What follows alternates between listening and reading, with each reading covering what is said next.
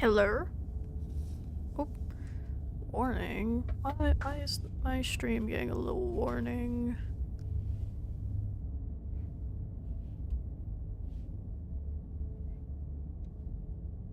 I'm gonna wait a bit. Current bitrate low. Well, don't do that.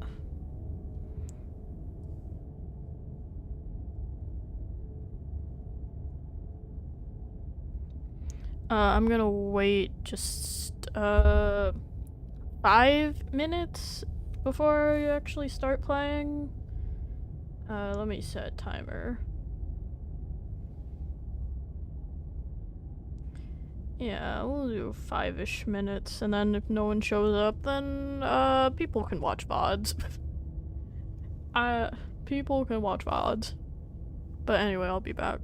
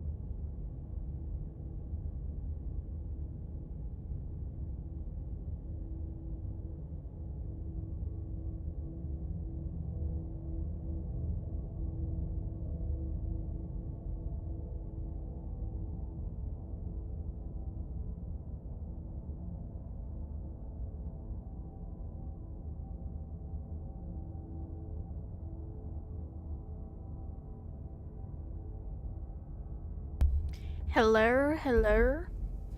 5 minutes isn't up yet. I got 1 more minute, but hello.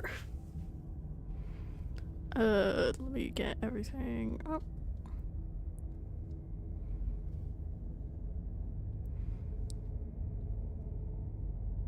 Everyone knows I'm a professional streamer and have been doing this for 25,000 years. I'm trying to organize this shit on my table. I got chat opened up on my phone.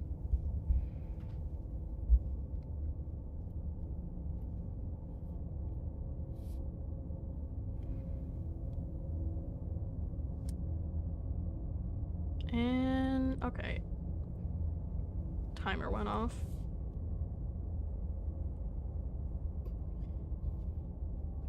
Let me just... And there's thing. Content warning. Actually, let me get the text back up. Want to make sure I got the...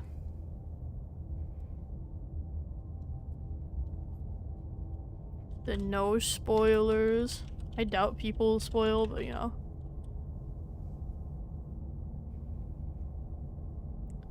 Opacity could be a little brighter. An outline probably. Outline.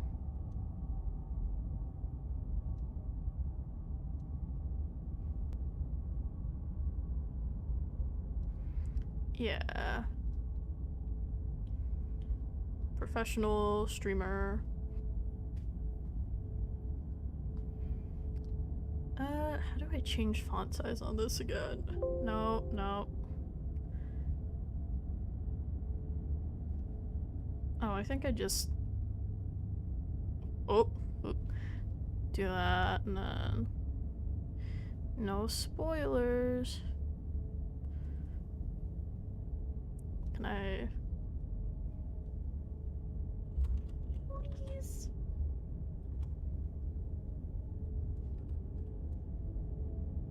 There we go. Is that too small?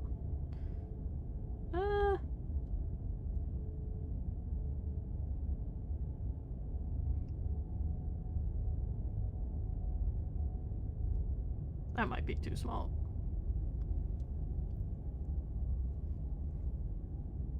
That's fine. Okay. Alright. Let's see.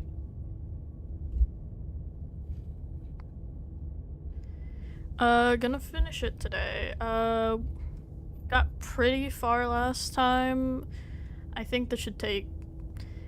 Well, I don't know how long it's gonna take me, but, yeah, I got pretty far last time, and... Gonna continue. This is a love story.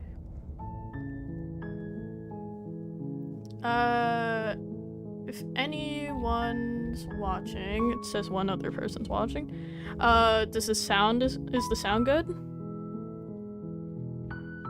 Is the sound sounding? Is the audio audible?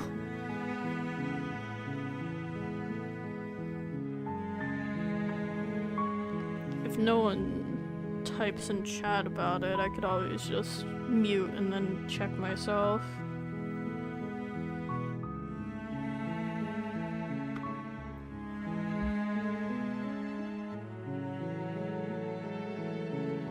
What languages are available for this game?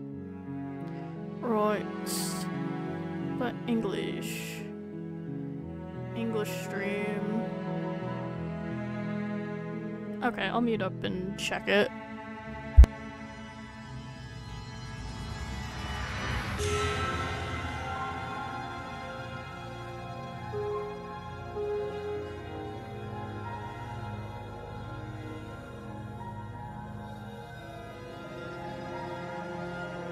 Okay, it sounds fine to me. We will continue. Right, we just did this route. Let's see. Gotta jump right back into it. What do you think of this vessel? This one is a body that convinced herself she was only a set of eyes. She will make for a watchful heart.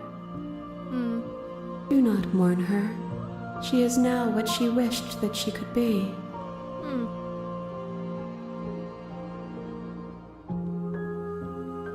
Do you still not care what I bring you next? I care about your gifts, but I have no preferences to burden you with.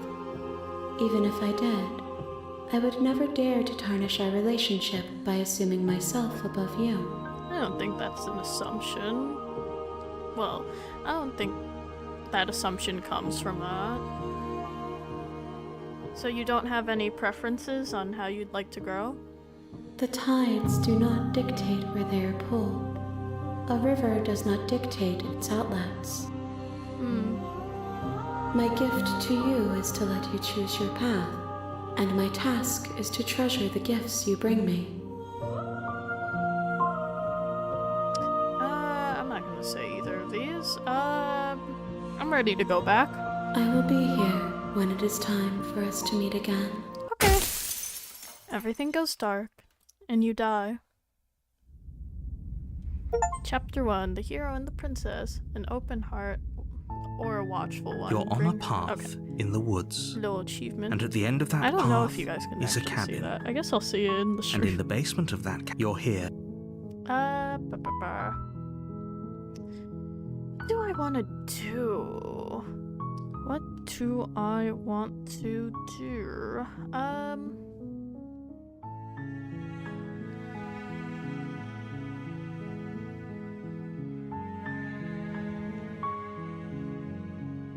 I think I've already gone through all these, I think.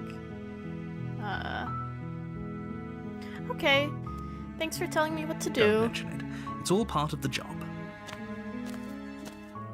You make your way up the short path to the cabin. You'll find the princess within. A warning. Before she will lie, she will cheat, and she will do everything in her power to stop you from slaying her. Don't believe a word she says. We're not going to go through with this, right? She's a princess. We're supposed to save princesses, not slay them. I'm letting this play just a little bit since it's been a while. Ignore him. He doesn't know what he's talking about. Proceed to the cabin.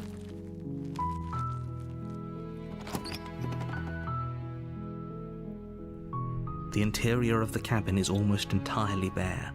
The air is stale and musty, and the floor and walls are painted in a fine layer of dust. The only furniture of note is a plain wooden table. Perched on that table is a pristine blade. Pristine blade, like the pristine cut. The blade is your implement. You'll need it if you want to do this right. Okay. We did solely take the blade runs last time, so I'm just gonna go without it.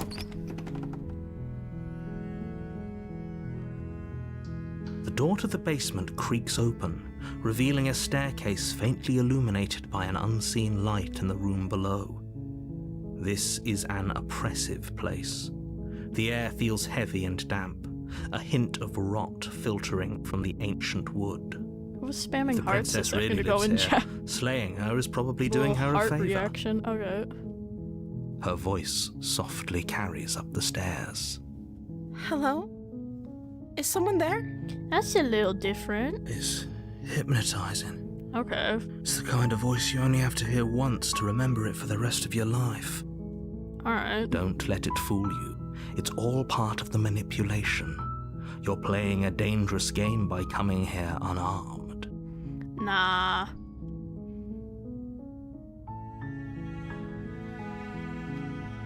Hi! Don't be a stranger. It's been so long since I've had any visitors. Please, come downstairs. Who up slaying their princess? I was thinking about titling this that, and I was like,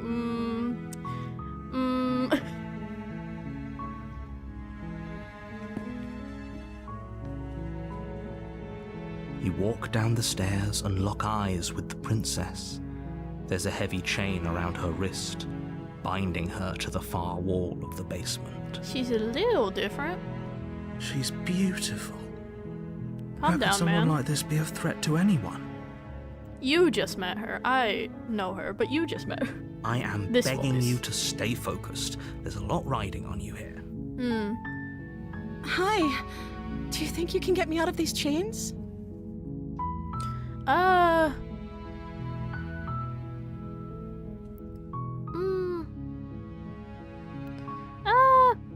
What do I want to do? 2 choices. I think we talked to her before. Let's talk a bit first. Okay. Uh-huh.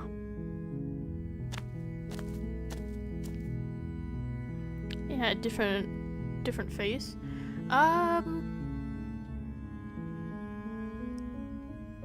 What's your name? Oh, She pauses, carefully formulating her words before she responds.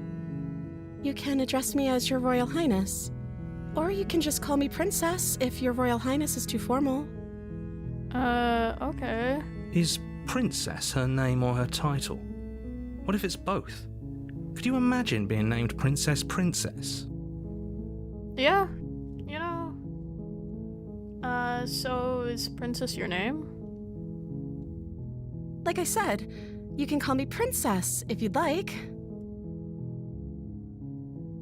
I'm sorry, I've been down here so long, I guess I've just forgotten. I must have a name, though. Everyone has a name. Okay, that's weird. She hadn't even thought to pick a name for herself. Hopefully you're starting to see that she can't be trusted. Go back upstairs, get the blade, and slay her before it's too late.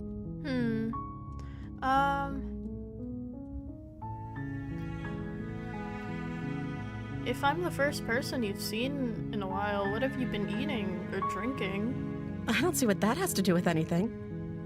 This is the only time this is ever going to happen, but I agree with the princess. Okay, but actually, what has she been eating? She has to eat, right? She just got little chips under her dress, don't worry. She got chips and soda under her dress.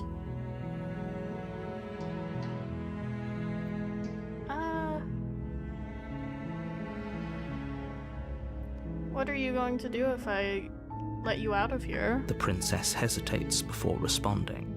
She doesn't know. She's been down here too long to have any idea of what she'd do in another life. She knows what she'd do. She's just searching for whatever answer she thinks you want to hear. Are you looking for the truth, or are you looking for the right answer? Because with the dynamic we have going on here, I don't think the specifics of what I do really matter. It's not like you'd believe me.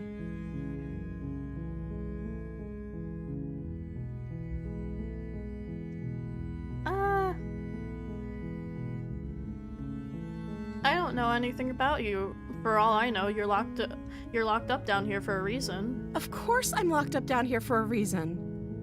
I don't actually know what that reason is, but you don't just stuff a princess in a basement and throw away the key without there being some sort of an explanation, right? You have all the explanation you need, and you should know better than to trust whatever she comes up with.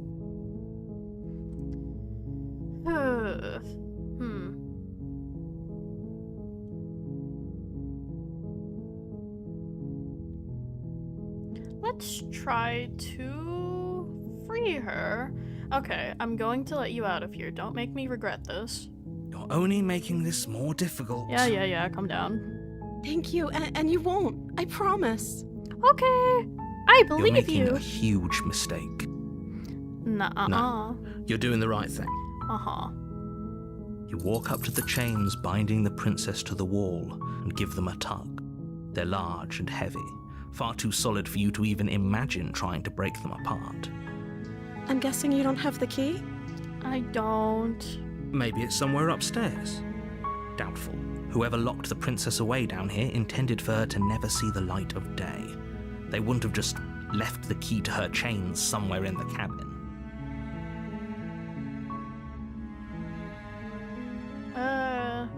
And if there isn't a key, do you have any other ideas? Maybe there's some way to break the chains? Or if that doesn't work, I guess we can always cut me out of them. She offers the suggestion with almost complete nonchalance. You know, you cut me out. It's just like that. If we were stuck down here long enough, I'm sure we'd be nonchalant about cutting our way out if it meant we could finally be free. Possibly. You attempt to make your way out of the basement, but the door at the top of the stairs slams shut. You hear the click of a lock sliding into place. Is someone else here? Help me! Get me out! Your shouts and pleas are met with silence. I'll repeat myself once again. You're here to slay the princess, and you won't leave until the task is done. Okay. You make your way to the bottom of the stairs. This would have been so much easier if you'd just taken the blade like you were supposed to. Well, now I can't slay her. There's no blade. Hi, girl. You're gonna have to chew off your arm. You're gonna have to chew off your arm to get out of there. Easier for whom? Easier for everyone. Look at the mess you're in. I heard the door slam. They locked you down here too, didn't they? Uh-huh. There's a slight panic rising in the princess's voice. If I could just get out of these chains, I know we could force our way out of here together. Yeah. She Oh. barely hesitates before raising her arm to her mouth, her teeth tearing through her limb with the determination of a trapped wolf. Hey, girl, I know I said you're gonna have to start chewing through your arm. I didn't think you'd actually do it. As she rips her flesh from her bone, a sound comes from behind you, the clang of bouncing metal.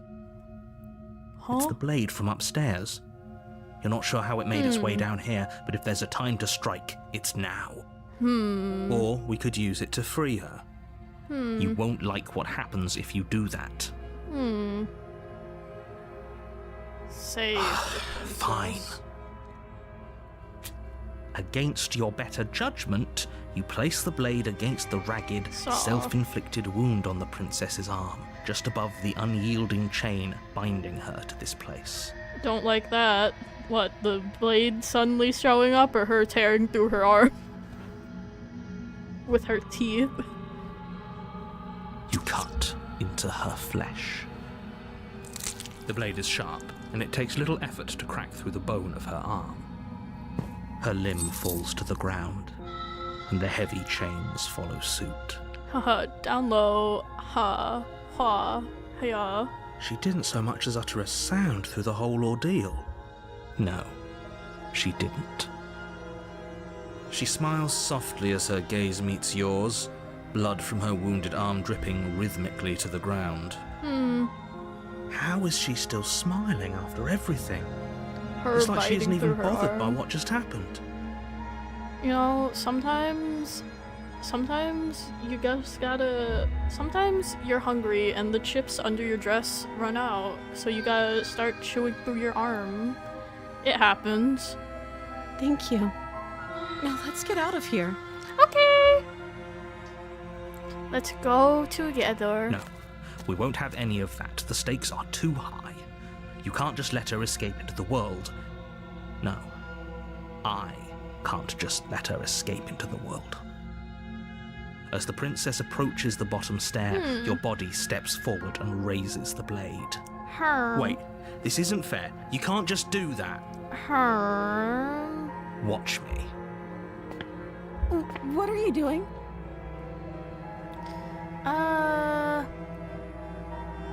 You know what? I'm gonna slay her. I'm not gonna warn her. Okay, there's no going back now. I'm with you to the end. Thanks, hero. You're a real one. You bring the blade down to strike at the princess's heart. But she's fast. She ducks to the floor, your blade narrowly grazing her backside. Slaying her won't be easy now that she's free. We She's could have gotten out of cheating. here together. Oh. Were you just lying to me this whole time? Don't worry, girl. Gotta I hit don't know the what's slay coming for you. button. But if I have to kill you, Oh. then I'll kill you. Do you think I need both of my arms to do that? No, you could kill me with your teeth. I know, I saw. She pounces on you with the same animal ferocity she used to tear through her arm. But you have a weapon. You raise the blade, digging it under her ribs, aiming directly for the heart. It's not enough to stop her. You feel her claws in your throat, then her teeth, somehow sharp enough to pull apart your flesh and sinew with ease. You collapse to the floor. Bye, Your girl. body unresponsive as your blood pools on the ground beneath you. She stares down at your ravaged form, eyes shining in the darkness, dress stained in red as her blood and yours both seep into the fabric. If we're lucky, the wound you managed to inflict will be enough to at least delay her escape from this place. If we're very lucky, it will kill her before she can reach the outside world. It can't just end like this, right? As much as I'd prefer for things to have gone differently, I can't deny the reality of what's happened. I'm sorry, but it's over. Everything goes dark, and you die. Chapter 2, The Witch. I love The Witch, yay! You're on a path in the woods. You're here to slay her. Message on my phone. Oh, that's my notification to study language. Oops. Switch the language of the game right now. No.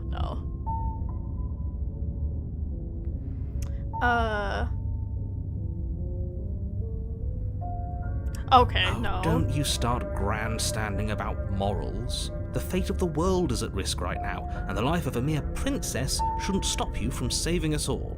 If he doesn't remember what happened, then maybe it's best to keep it that way. Brilliant. We need to keep our cards close to our chest, and I'm not sure we can trust him. Voice of the opportunist. You know I can hear you, right? It's going to be a lot harder than you think to keep secrets from me. Did I say I'm not sure we can trust him? Slip of the tongue, bit of the old brain fog. I meant to say that we should probably head over to the cabin and slay that princess. We already know we can't trust her, so let's get on with the show.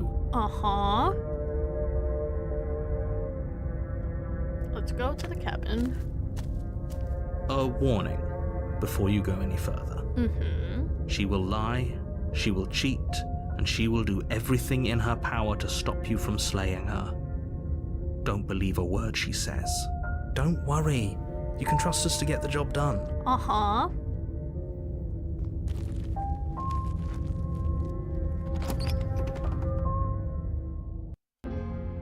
The interior of the cabin is a mess of twisted roots. The walls a chaotic weave of knotted wood that, almost as if by accident, just happened to resemble a room. The floor is damp and earthy, and the only furniture of note is a slab of mud in the shape of a shelf, with a pristine blade perched on its edge. A little weird in here. The blade is your implement. You'll need it if you want to do this right. You didn't say anything about the That's mirror. because there isn't a mirror. There's the muddy shelf, the blade sitting on the muddy shelf, and the door to the basement. There's nothing else in here. There's definitely a mirror, but he says there isn't one. That's got to count for something, right?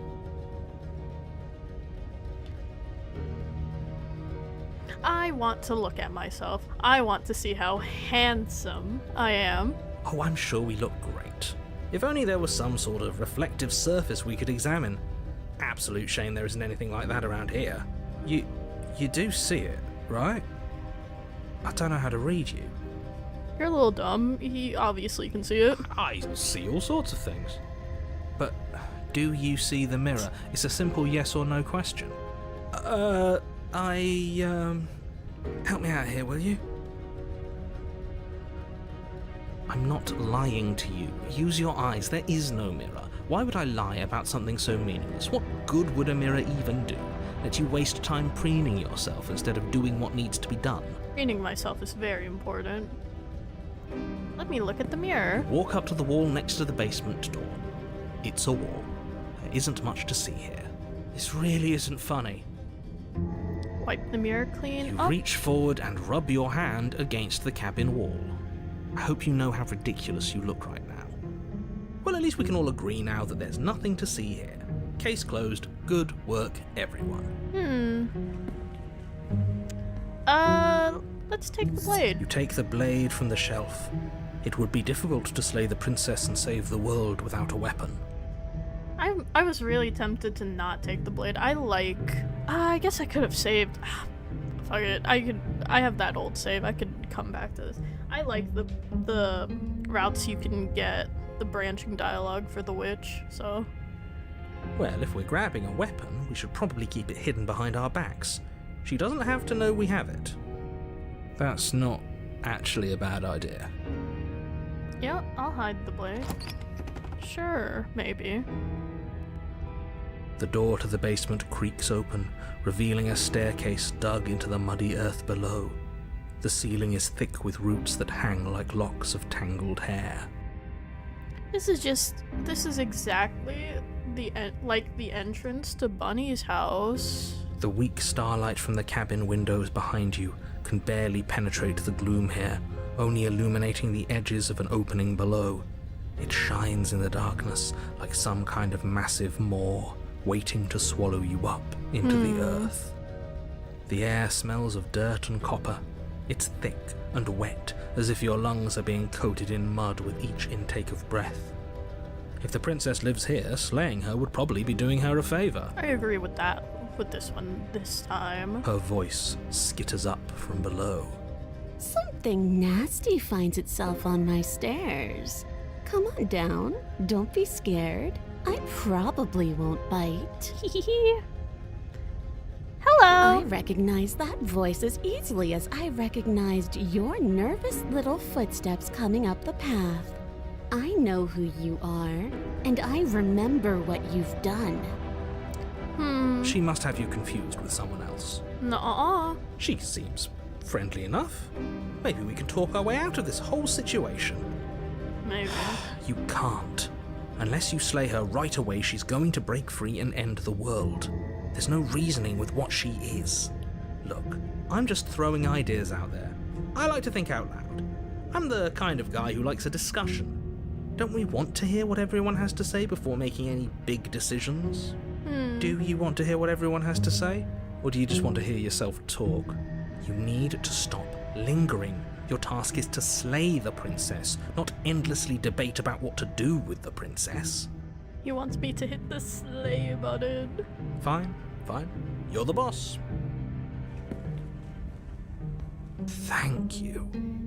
You descend the basement steps, entering the dark room below. I enjoy the witch. You can just make out the shape of the princess in the gloom. She's huddled against the far wall, her eyes bright and glaring from amid the thick roots. She's got a tail. And there you are, one hand tucked away behind your back, gripping that sharp, sharp blade, no doubt. Ah, you caught me. You caught me. That's no fair. How would she know that? Well, it's kind of suspicious, man. So, we've dropped the pretenses. She's got a little colon 3 face. Oh, it's this route. Yes, it's this one. Good. Oh, You made a comment back in the woods about having been here before. Now she's acting like the two of you already know each other. Oh, no. You've already been here, haven't you? uh-huh. That's pretty sharp. How'd you figure that one out? Call it deductive reasoning.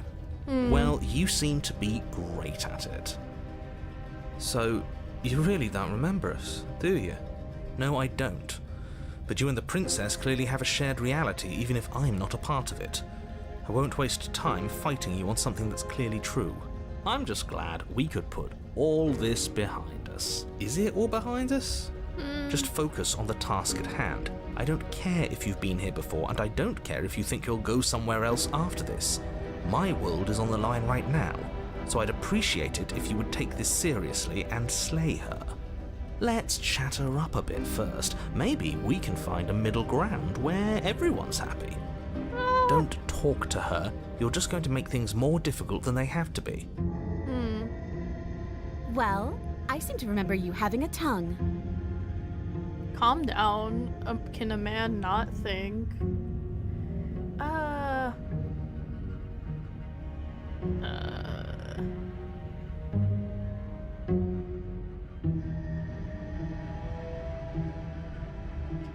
I get the sense that you're not happy with me. Is that a joke? Do you think a joke will charm my trust back? You'll have to try harder than that. I think I could be so charming. Trust.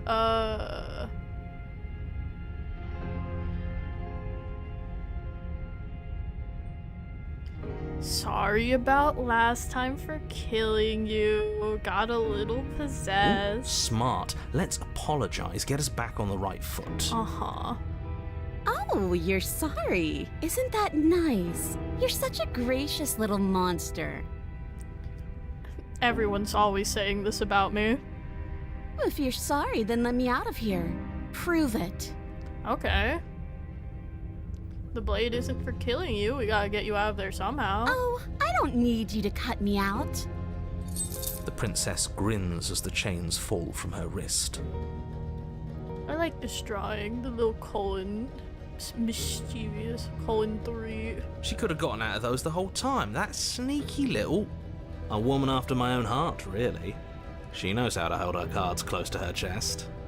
This is why she can't just be abandoned here. If left to her own devices, she'll find a way out. Now stop her.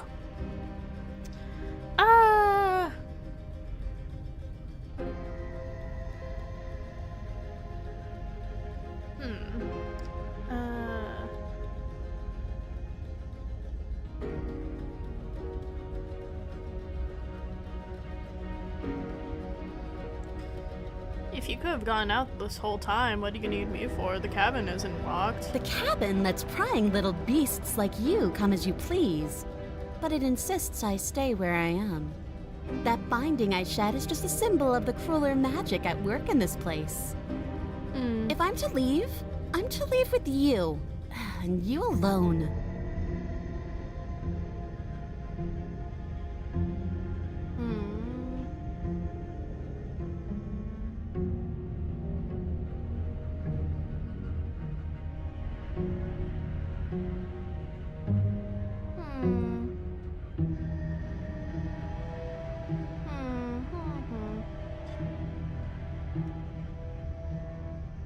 I believe in the good of others. I don't want to hurt you, but clearly there's some broken trust. Take this as a gesture of my goodwill. Give her the blade. You can't be serious. I need to build rapport with her. Now, hold on. We should put this to a vote. The blade is one of our most valuable assets. We can't just give it to her. What if she uses it to kill us? I vote no. Well, I'm kinda in control, sir. As do I. I abstain? Fucking centralist. You abstain? She's going to kill us if we give it to her. This isn't a democracy. We're giving her the blade. You're going to get everyone killed. You know that, right? But of course you do. You toss the blade at the princess's feet. She eyes it with suspicion before kneeling down to pick it up. I wouldn't have done that. Why did you? To build trust. She creeps forward, taking one cautious step at a time until you and she are face to face. What do you think happens now? We leave.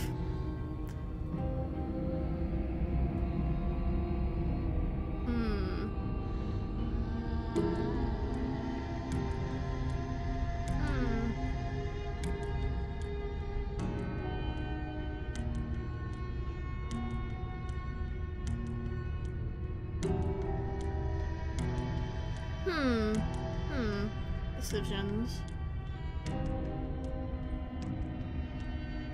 I could just be like, you're beautiful. Girl, you're so pretty. Let's make it out of here.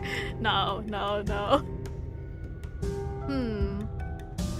What would I do in a toxic Yuri situation in which I handed someone a blade?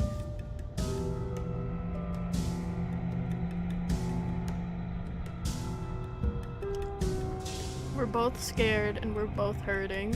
If one of us doesn't make a change, we'll probably kill each other forever. Do you want that? I don't. We can be better than this. We can fix each other. I swear. Her shoulders tense and her eyes dart away. This is another trick. You're trying to sow doubt, but it's not going to work on me.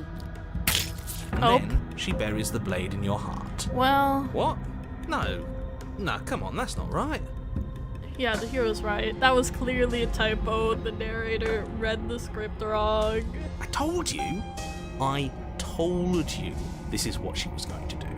Well, Glee dances across her face as you fall to the ground. I did it. I got you. You...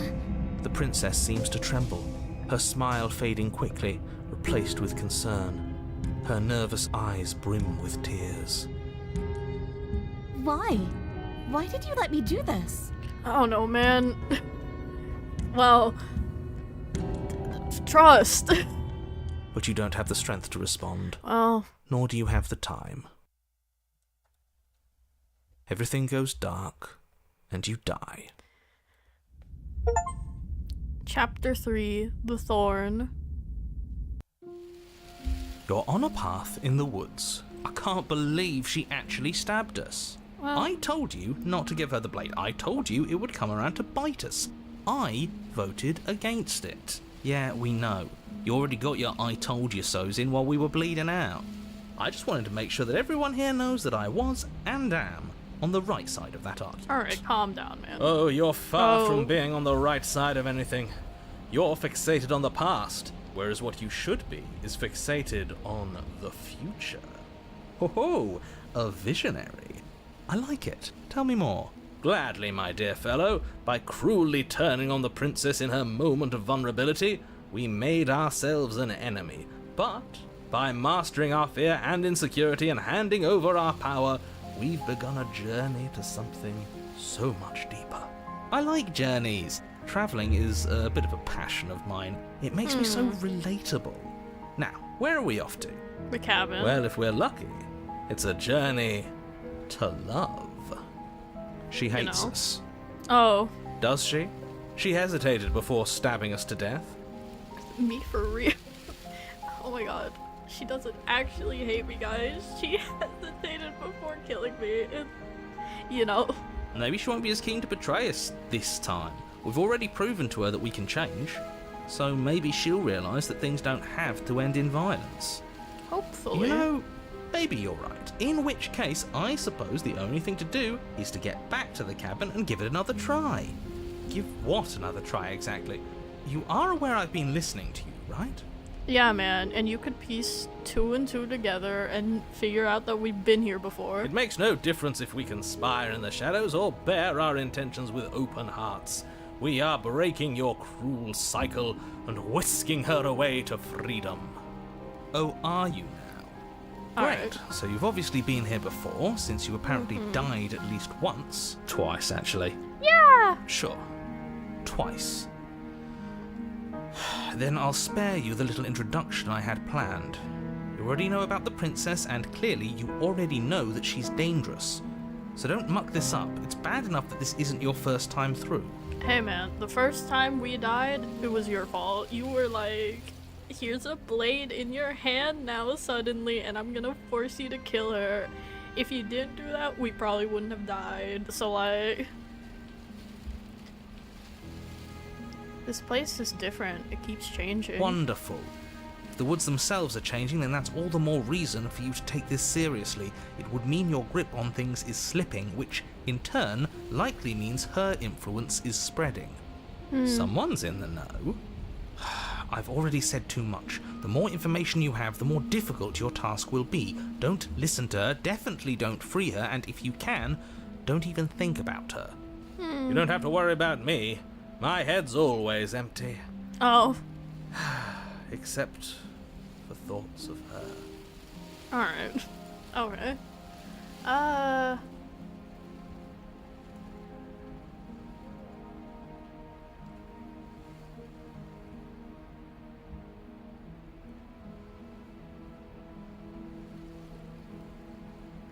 We're even now.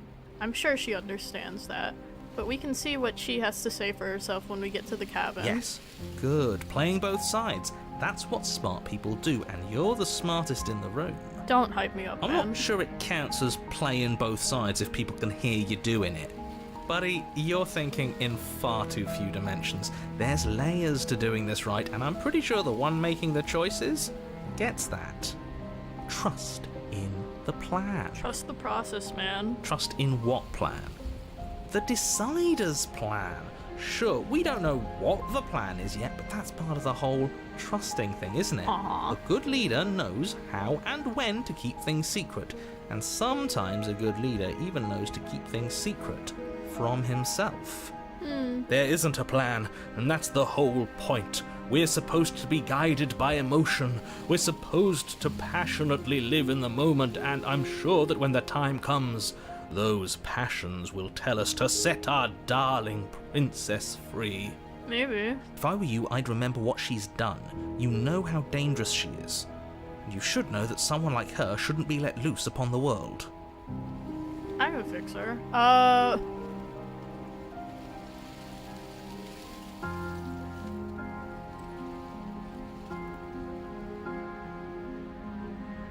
You sure seem to be taking to the whole looping thing in stride. What do you want me to say? It's bad that you've been here before.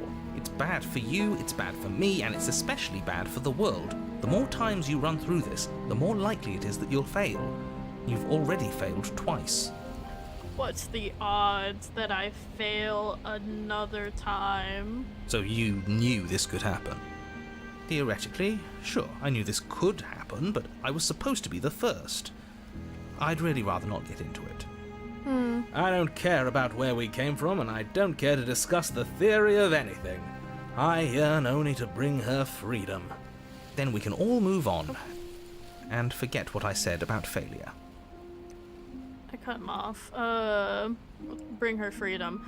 I'm here to feel, not to think. It's important that you believe in yourself, and the fact you're here probably means that you still have a chance to pull this off and save the world. My world, at least. It sounds like you've probably doomed a couple of others already.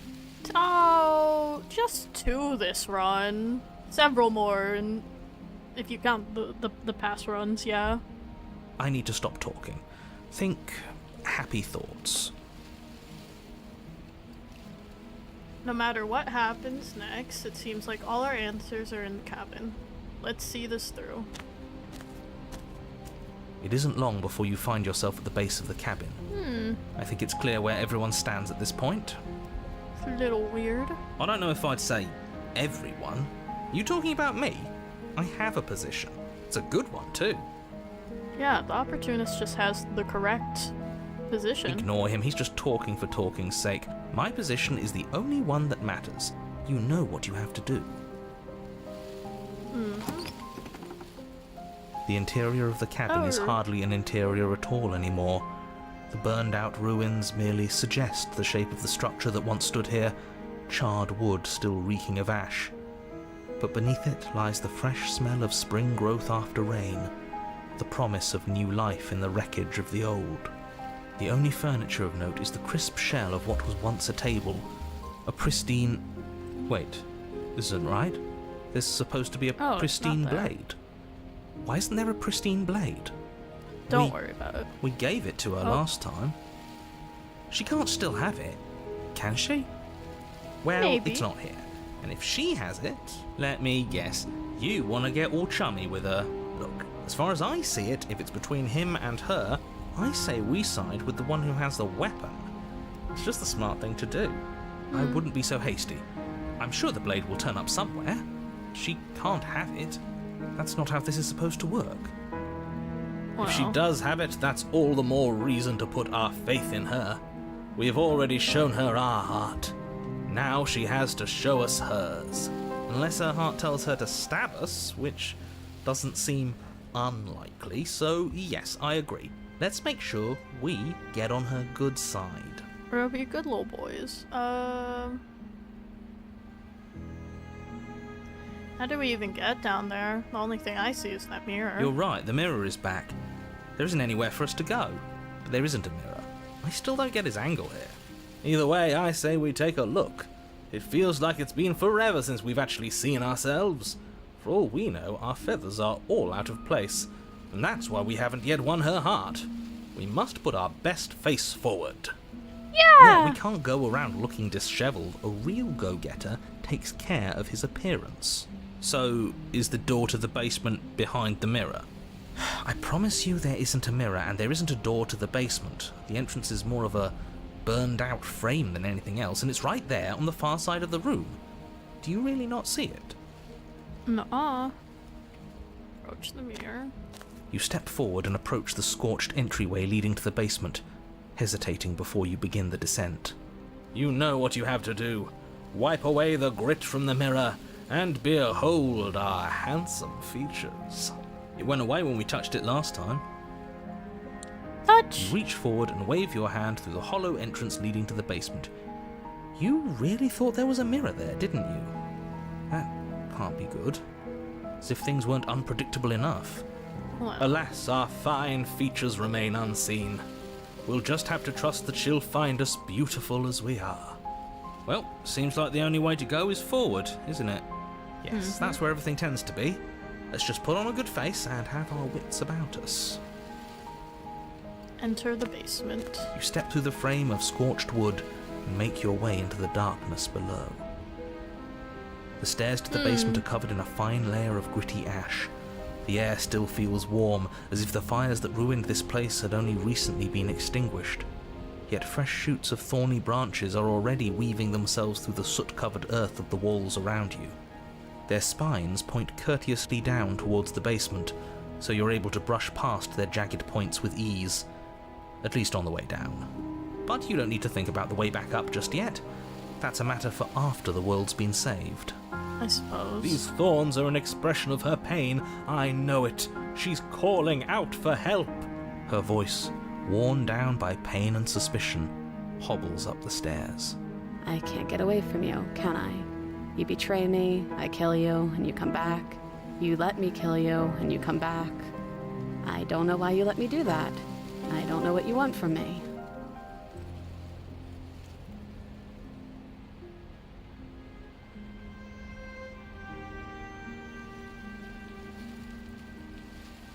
I just want to talk. Really talk. I think you know how this goes. I'm down here and I can't leave. So, come down and talk. It's not like I can stop you. You continue down the basement stairs, brushing past the smooth edges of thorns that grow more and more plentiful as you make your way forward. You step out into what was once a vast open cavern, now overrun by briars and prickles and thistles, the space thick with hostile vegetation. At the heart of it all, encased in a tight weave of vines, is the princess, her bloody, trembling hands clutching a pristine blade. Uh-huh. Did you know this was going to happen to me? Are you here to watch me suffer? Are you here to laugh?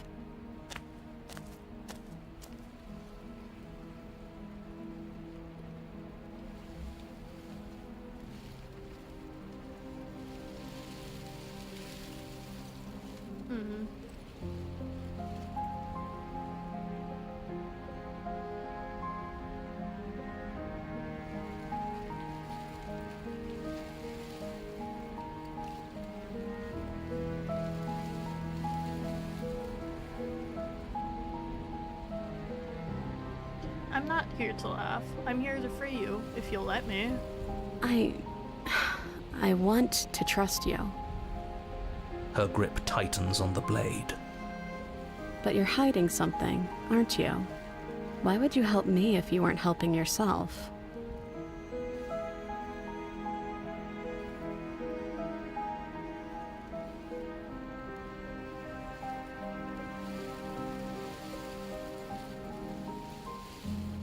You're not the only one who yearns for freedom. I'm as trapped as you are. I think we need to leave together. The princess clutches the blade closer to her chest. That sounds nice. I'm so tired of the bad blood between us. But it's hard to let it go. You've hurt me. Her eyes dart away from yours for a brief moment. And I've also hurt you.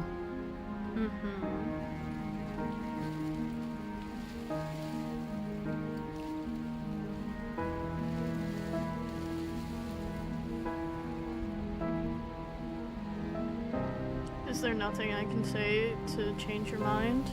I don't know. What can either of us really say at this point? How can we trust something as hollow as words? She's right, there's nothing left to say. So let's get a move on and do something before she comes up with a scheme to get out of here on her own. We don't need words to send a message. It is through action that we can show her our adoration, our devotion, our kindness.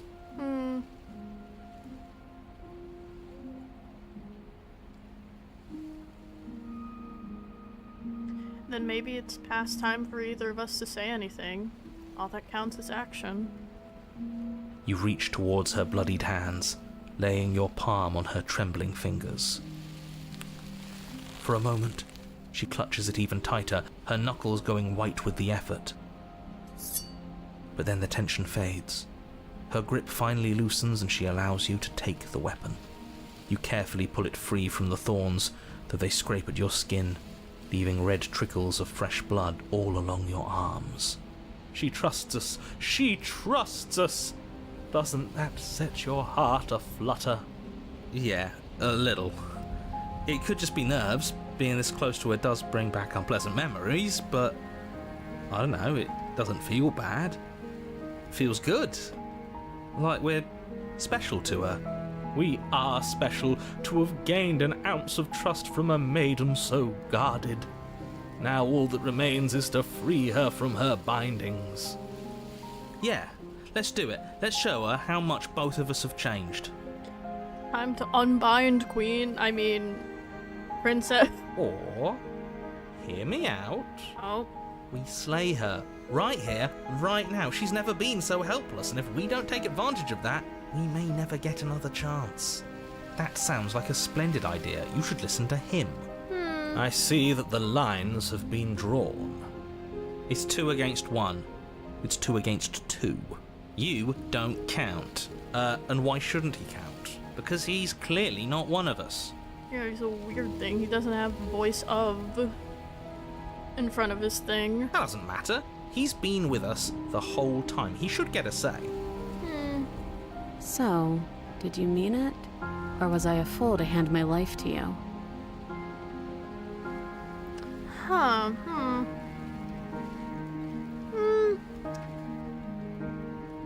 gonna save.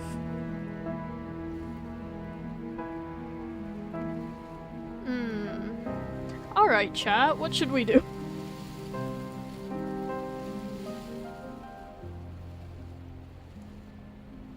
I don't have extremely strong feelings on this one. On this choice, so I'm gonna leave it up to whoever types a decision for me in the chat.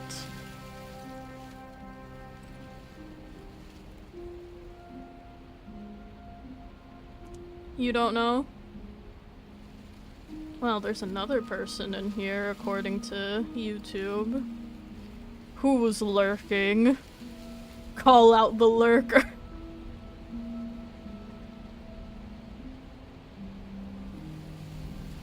I'd prefer to free her.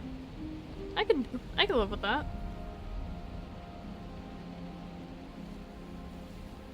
Yes, what a good idea. Let's cut her free. Shut the fuck up. Oh, so you're suddenly team free her? You can't just switch sides as soon as we make a decision. I can do whatever I want, and I believe with my whole heart that this is the right course of action. Let's free this princess. Alright. Everyone deserves a chance at redemption. Let him join us and be merry. We are all united by our passion. That's right. What he said. We've already given him a chance at redemption. And who says I don't deserve another? I really mean it this time. I'm big enough to admit when I'm wrong. So I want to help you all free her. And I have no problem with that. Welcome to the team. You're one of us now. One of the good guys. You take the blade to the thorny vines imprisoning the princess, and she flinches, relaxing only slightly as the blade slices into the thick vegetation rather than her arm. And she flinches again as the last of the vines is cut away, as if, after all of that, she's still expecting you to turn on her and stab her in the heart. But you're not going to do that, are you? Still, all it would take is a single slip of the blade. I don't know, man, then possess us again and do that thing that you did that started all this. Such a pathetic attempt at distraction and subterfuge. Our blade is a dashing sword, and every dashing sword is an extension of its hero. It won't slip. You're right. He can't even make it slip, can he? He's a bit of a nobody. Good thing I've been on your side of all this since the beginning. Wait a minute, he's a fucking loser. The princess falls into your arms, tears streaking down her cheeks. I can't believe you're making me describe this. I hate you. Go ahead, man. Describe the Yuri to me. I mean, describe... Listen, man, I'm projecting he-him lesbianism right now. You actually meant it. You rescued me. Do you see the way she's looking at us? Kiss her. Kiss her now before the moment ends.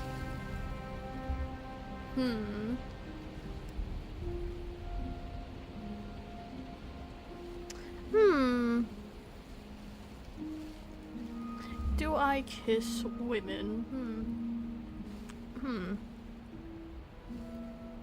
Well, the answer is yes, but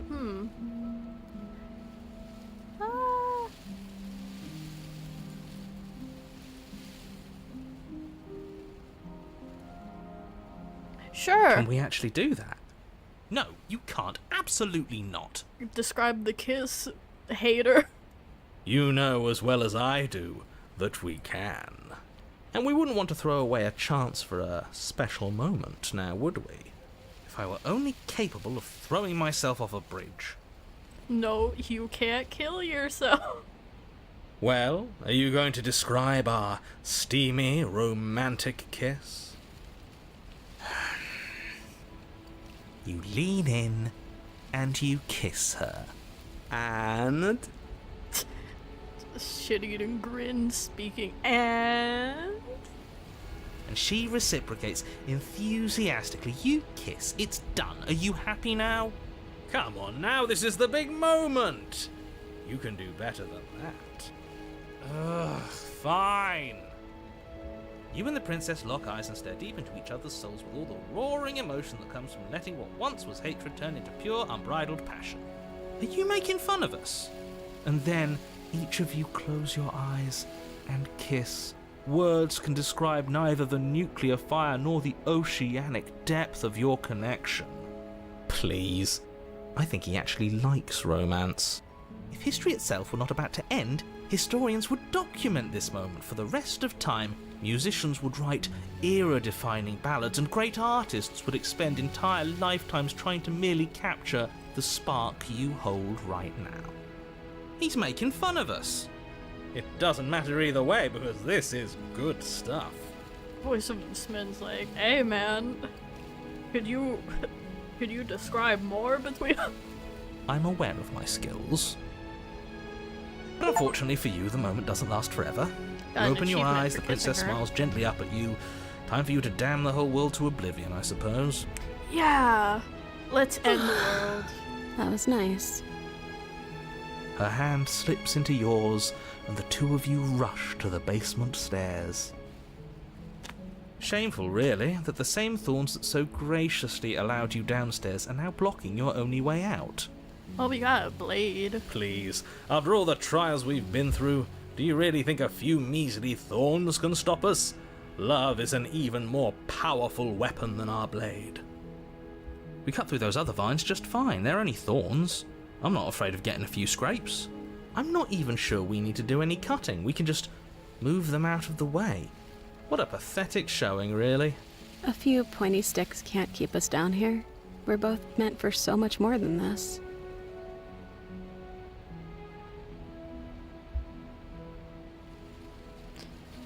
Let's step into the thorns. As you step into the thorns covering the basement stairs, they yield.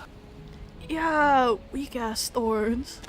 Both you and the princess ascend the stairs without obstacle. This is unacceptable. The second you step out of this cabin with her, the world ends. Do you hear me? What did the world ever do to you to deserve this? Hey man, fuck the world. I had my romance. Your nightmare This is a love our story. dream. Whatever world would condemn star-crossed lovers like us to a cycle of violence and despair isn't a world worth saving. We'll weave something new together. Something better. You and the princess hesitate at the cabin door. This is your last chance. We've already made our decision. Yeah, no, We're finally I mean, I living could here just together, let her- aren't we? And all we had to do was trust each other. It wasn't easy, but I'm glad we finally could. Let's get out of here, and nothing will happen. Hands clasped, the two of you open the door and step out into a new day. You irredeemable murderers. Everyone's always saying this about me whenever I pull a woman. What do we do now? Oh, you know. Where's everything going? Why is it so cold?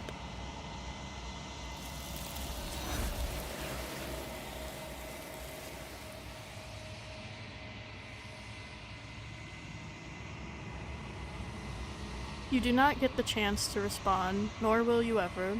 It's time to leave. Memory returns. She's gone. Where did she go? Should we try and find her? And there's that mirror again. Why is it here? Why now?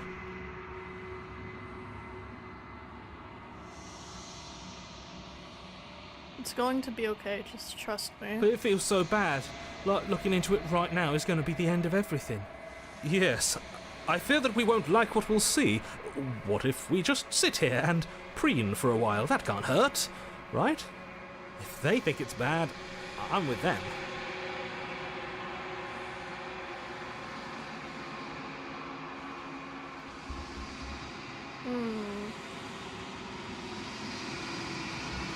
I'll see you on the other side. It's going to be okay. Okay. If you say so. We'll trust you. She'll be there waiting for us. I just know it. Finally, we're going places. Approach the mirror. You approach the mirror. Silence as you reach forward. They're gone once again. The mirror always makes them leave, but you need to see what's in it. You've unraveled.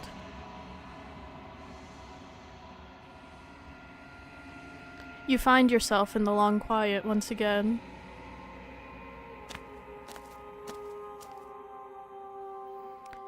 You are at the cabin. There's a world beyond the endless walls of the long quiet. I am curious to see what it means for us to know it.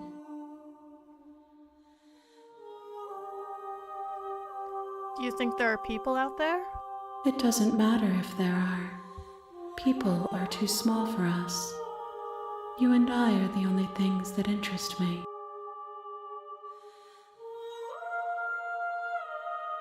Do you think that there's anything real out there? Do you think that we're real? We are real. Nothing is an idea that dwells in the absence of something. But nothing cannot exist on its own. And because of that, nothing can't exist. Do you have any thoughts on this vessel? This one yearns for connection she feels she doesn't deserve. Even when shown compassion, she hid herself away. She will make for a cautious heart. Do not mourn her. She isn't alone anymore.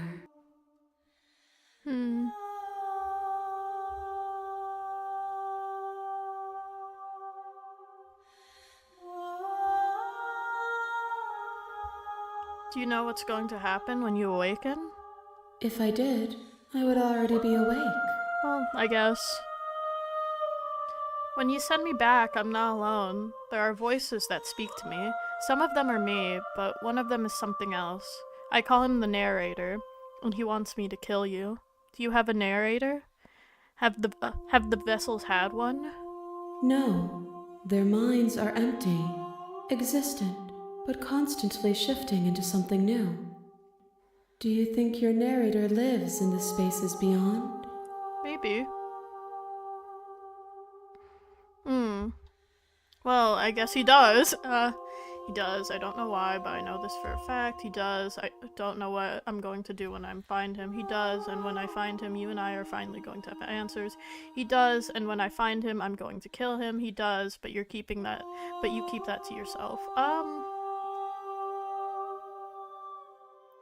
He does. I don't know what I'm going to do when I find him. There's no need for you to know what you are going to do before you do it.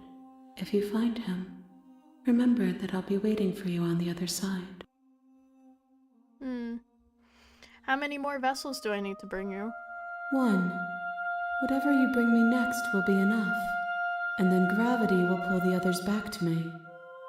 I will be singular, a final multitude. Last run!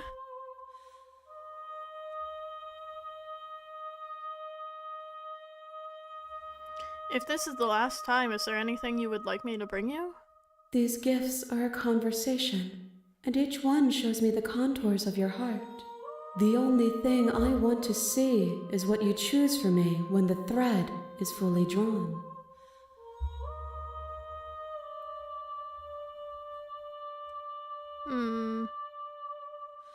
No, I won't stay. I'm ready to go back. The next time I see you, each of us will finally know what we are. I will be here, waiting for you. Okay. Everything goes dark, and you die.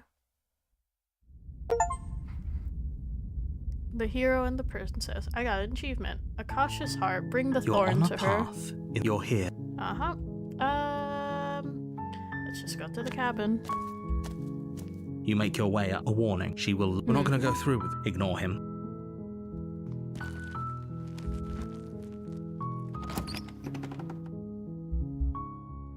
Last The run. interior of the cabin is almost entirely bare.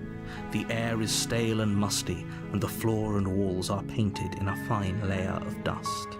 The only furniture of note is a plain wooden table. Perched on that table is a pristine blade. Pristine blade. The blade We're not gonna use it.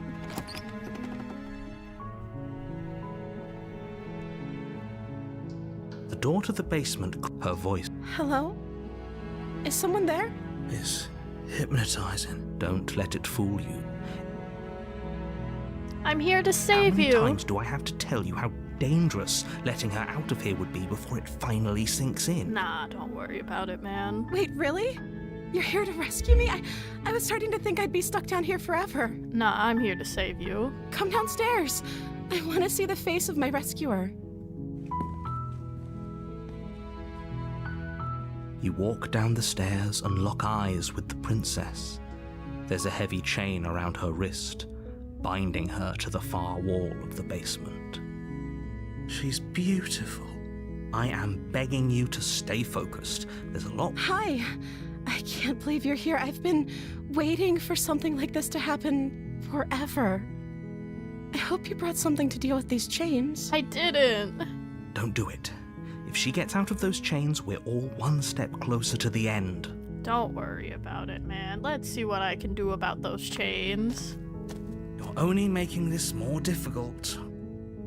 Thank you. Thank you.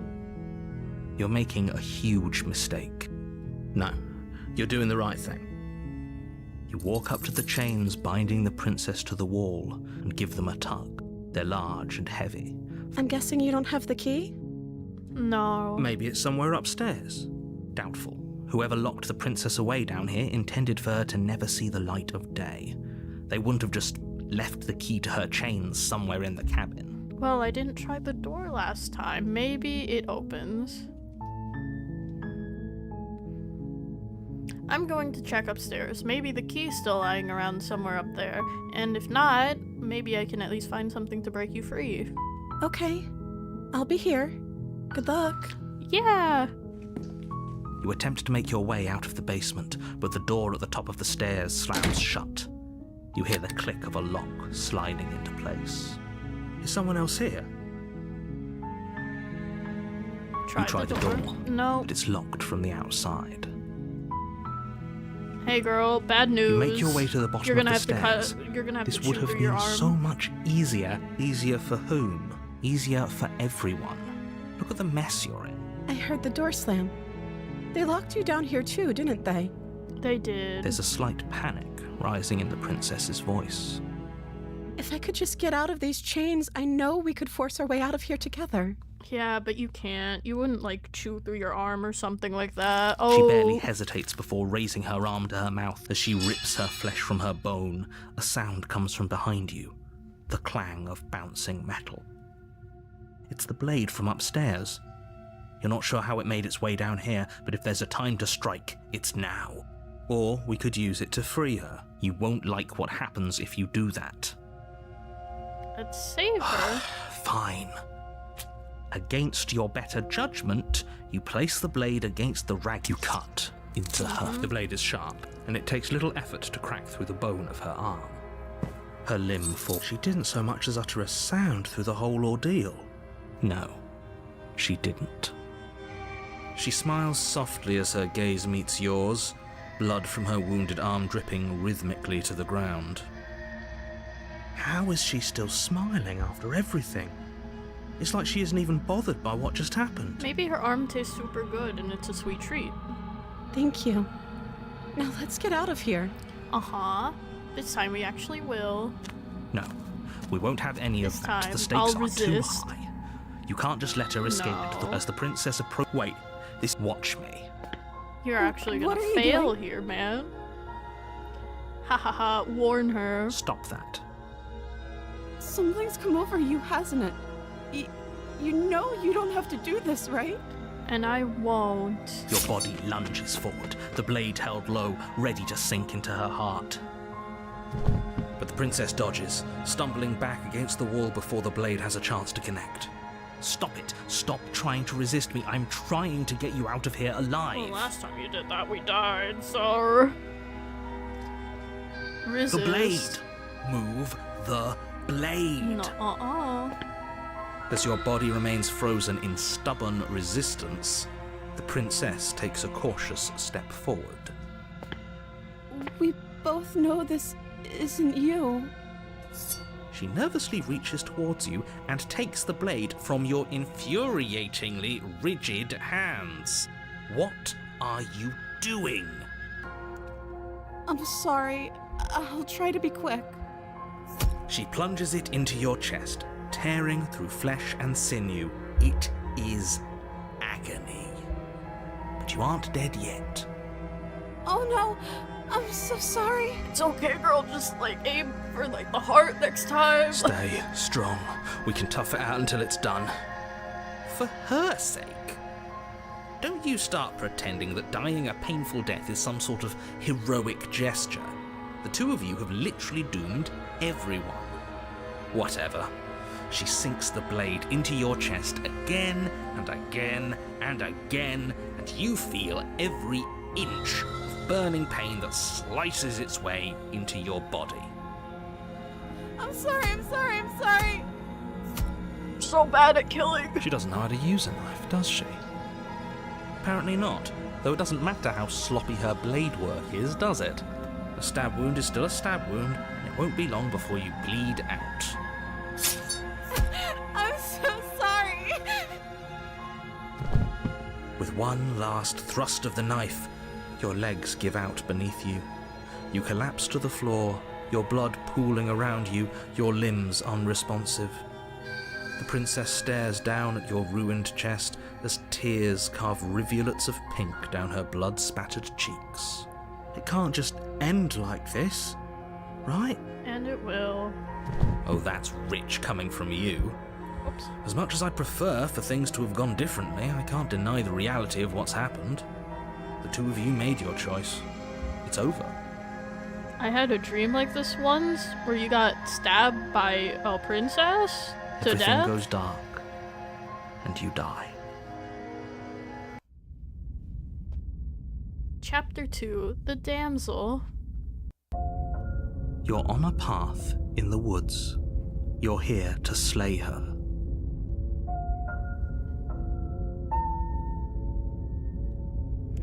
died. What am I doing I can assure here? you that you're not dead.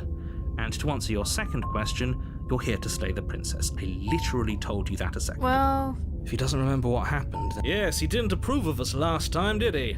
If we're going to save our beloved, we'll have to be sneaky about it. I got Our this. beloved?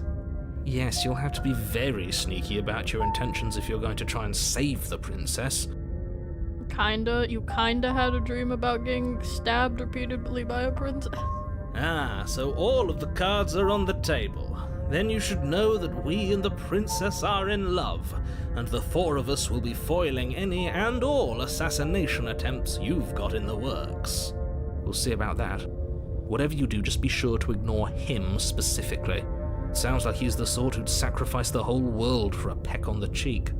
Don't worry, we got a kiss last time. Well, he doesn't remember that, but you know. What can I say?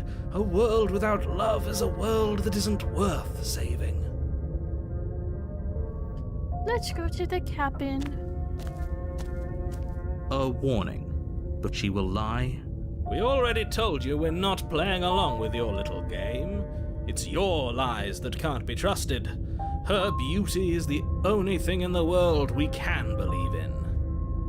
I think we've already been over this. I'm pretty sure he just likes the sound of his own voice.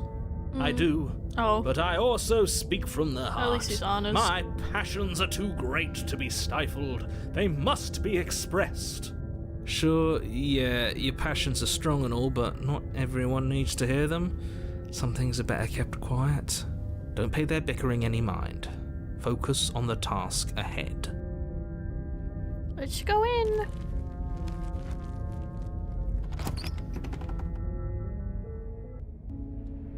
The interior of the cabin is clean and elegant, its stone walls draped in fine threaded tapestries, a prison befitting a royal prisoner.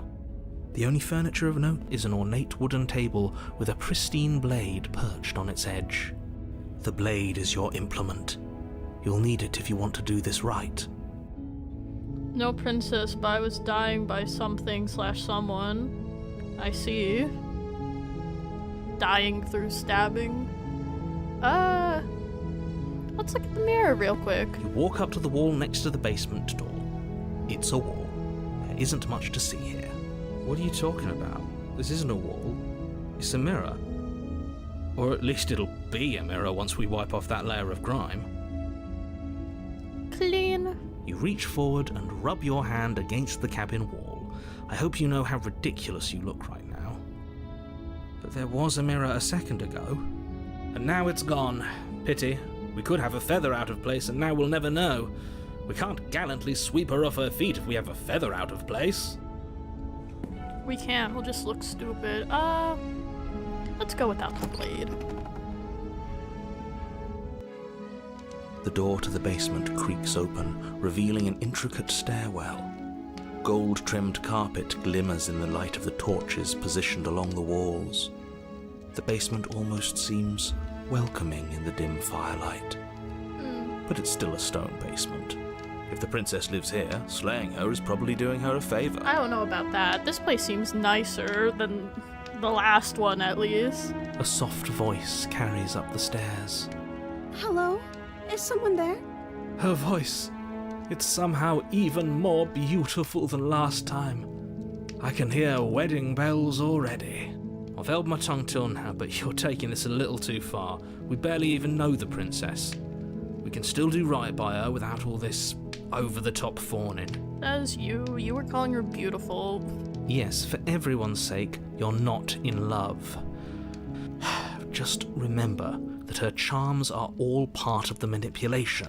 He doesn't know it's a love story, chat. You walk down the stairs and lock eyes with the princess. There's a heavy chain around her wrist, binding her to the far wall. My love, we're here to rescue you from your unjust and foul imprisonment. You know she can't hear you, right? She may not be able to hear my words, but surely she can hear my spirit. Okay. Oh, your spirit's plenty loud, all right. It's you, my dashing hero. I was so worried you wouldn't come back. Did you hear that? She said we're dashing. And she called us a hero. Calm down, man. Flattery really goes a long way with the two of you, doesn't it? Waiting for you to come back. I didn't want to believe your ravings back in the woods, but this is next to incontrovertible evidence. You've been here before. Uh-huh. That's right, villain. And you killed us. Yeah. Well, she killed us. Well, Only because he made us try and kill her. It was self-defense. Our beloved's hands remain unstained by cruelty. And you've died before. So an entire world has been damned to oblivion. I'd really hoped I'd be the first, but what's done is done. What matters is you have a chance to do it right this time. We damned a whole world, but everything reset. Nothing resets, you're just somewhere else. And you can't keep hopping between worlds forever, especially not without leaving a trail of incomprehensible devastation behind you. This is horrible. you killed me last time and it hurt a lot. Why did you do that? I'm sorry. Didn't you want me to? Did we? We warned her of the cruel forces seizing our body. That's practically telling her to kill us. She is our beloved, and she made the choice to free us of our misery, to show us mercy and make the best decision for everyone. She made the best decision for her. Don't be so quick to assign kindness. You're just opening yourself up to manipulation.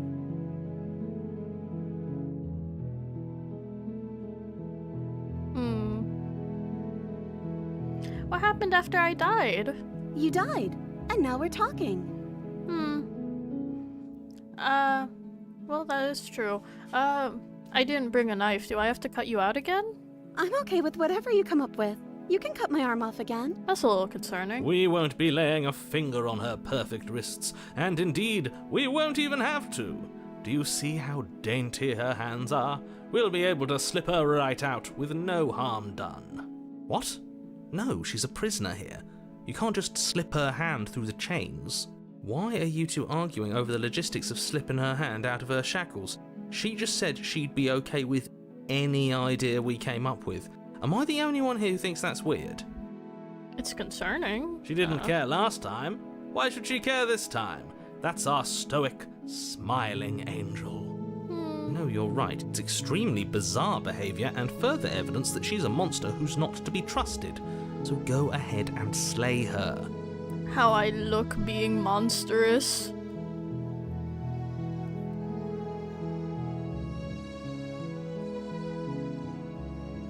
But before we started talking, did the world end? Did you end the world?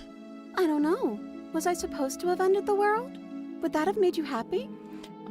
Isn't that just like our darling princess? She wants to make us happy. My heart melts further with every word that passes through her beautiful lips. With every word. Okay. Are you listening to her? That's a confession.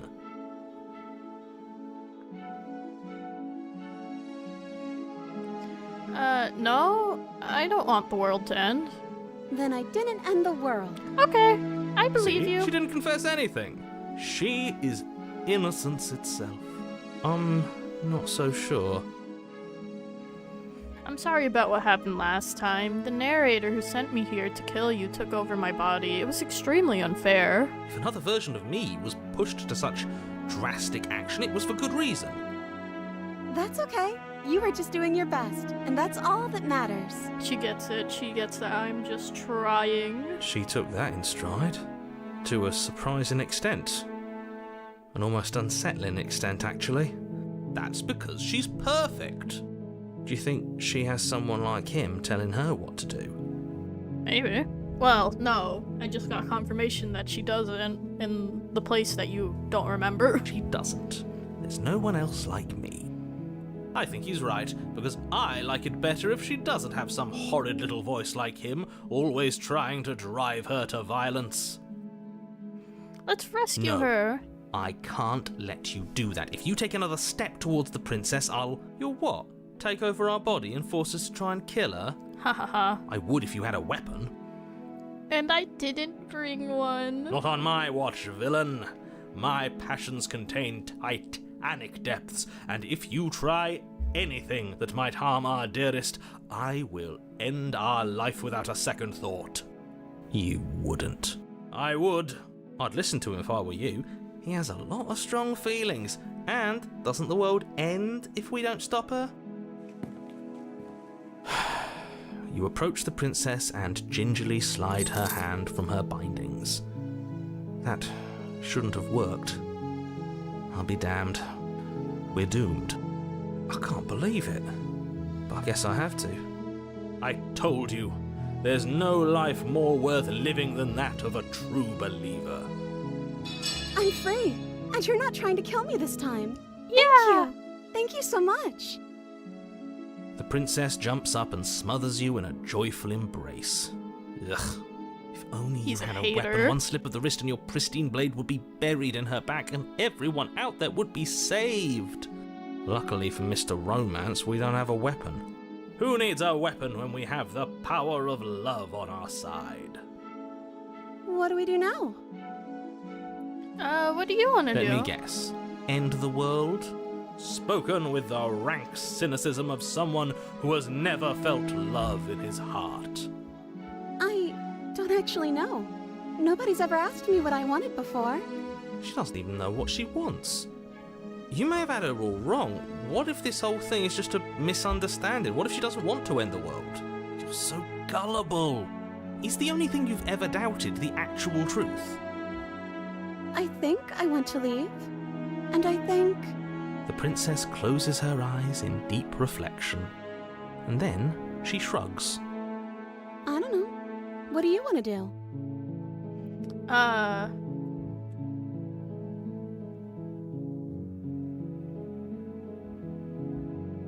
I want you to tell me what you want. I just want to make you happy. You look a little different. She can't just want to make us happy. It makes sense to me. music's a little That's all I distorted. want for her. So of course she'd want the same for us.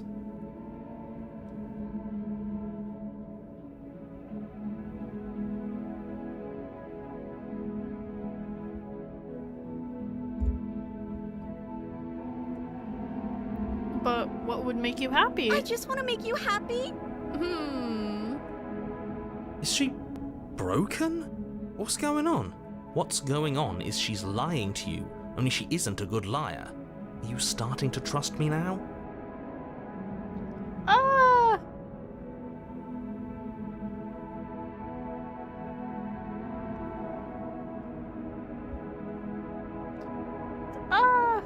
Let's stop it here. I just want to leave. We can figure out the rest later. That sounds perfect. Oh, phew. She's back to normal. I almost pushed it, but Normal? not What are you yet. talking about? Our angel has always been like this. Absolutely flawless. The princess takes your hand, the last hopes of the entire world slipping through your fingers as they intertwine with hers. Yeah. We have each other. We don't need the world for our happy ending. I like to think that you do, actually. Look, I have my doubts, but the choice has been made and this is happening. You don't have to mope about it. I will mope about it, because moping is the only recourse you love-blind fools have left me with. Complain maxing. You and the princess walk up the stairs hand in hand. Ugh, look at the way she's smiling at you. She doesn't have to be so happy about this. And what happens after we walk up the stairs? Let's see. Oh, isn't that interesting? The door slams in your face and the lock clicks. That's a familiar move. Did I do that last time? Then you should know that you won't be able to leave. Oh no, did someone lock us in here? That's not fair. We're supposed to leave now. Yeah. She's right. It isn't fair. But the unfairnesses of the world are no match for the strength of true love. Enough with this true love nonsense. You just met her. Of course you wouldn't understand. Our passions run deeper than anything you have ever known. Are you listening to this? You don't have to go along with the every whim of that delusional voice. I'm just along for the ride at this point. I'm just here, Matt.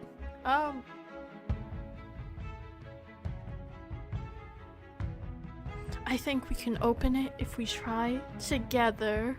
Okay, yeah, let's do it. Like a pair of teenagers in love, you and the princess place your hands on the door together. Blech. Hater. And the lock clicks and the door creaks open. Are you kidding me? I told you our love was insurmountable. Love wins. You and the princess make your way upstairs, and the blade, that's right, there's still a chance for you to do the right thing. Take the blade from the table and slay her before it's too late.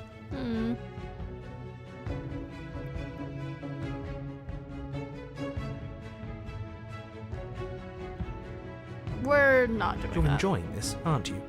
You're taking every opportunity you can to draw out the end of the world and make me suffer. I hate you. Well, You know, if her walking out that door is really going to end the world, can't we all just stay here? Seems like an easy win for everyone. That's not how this works. Yes, what he said. That's not how this works. Obviously, we have to leave with her. It's our happy ending.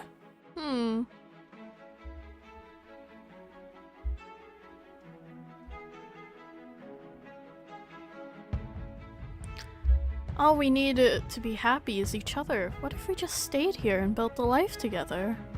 What a romantic suggestion. You're right. We don't need the world. All we need is each other. That's exactly what I just suggested. Was it not romantic when I suggested it? Yeah, you didn't add any, riz to it, like... Did you suggest that? I wasn't listening. You answered me. But the door's right there. We can just leave. Wait. Why would she say that? Was she not wooed by our proclamation of love? Are we not enough for her? She's not wooed by you because staying here and building a life together isn't a solution. It isn't anything. It's a non-answer. It can't be done.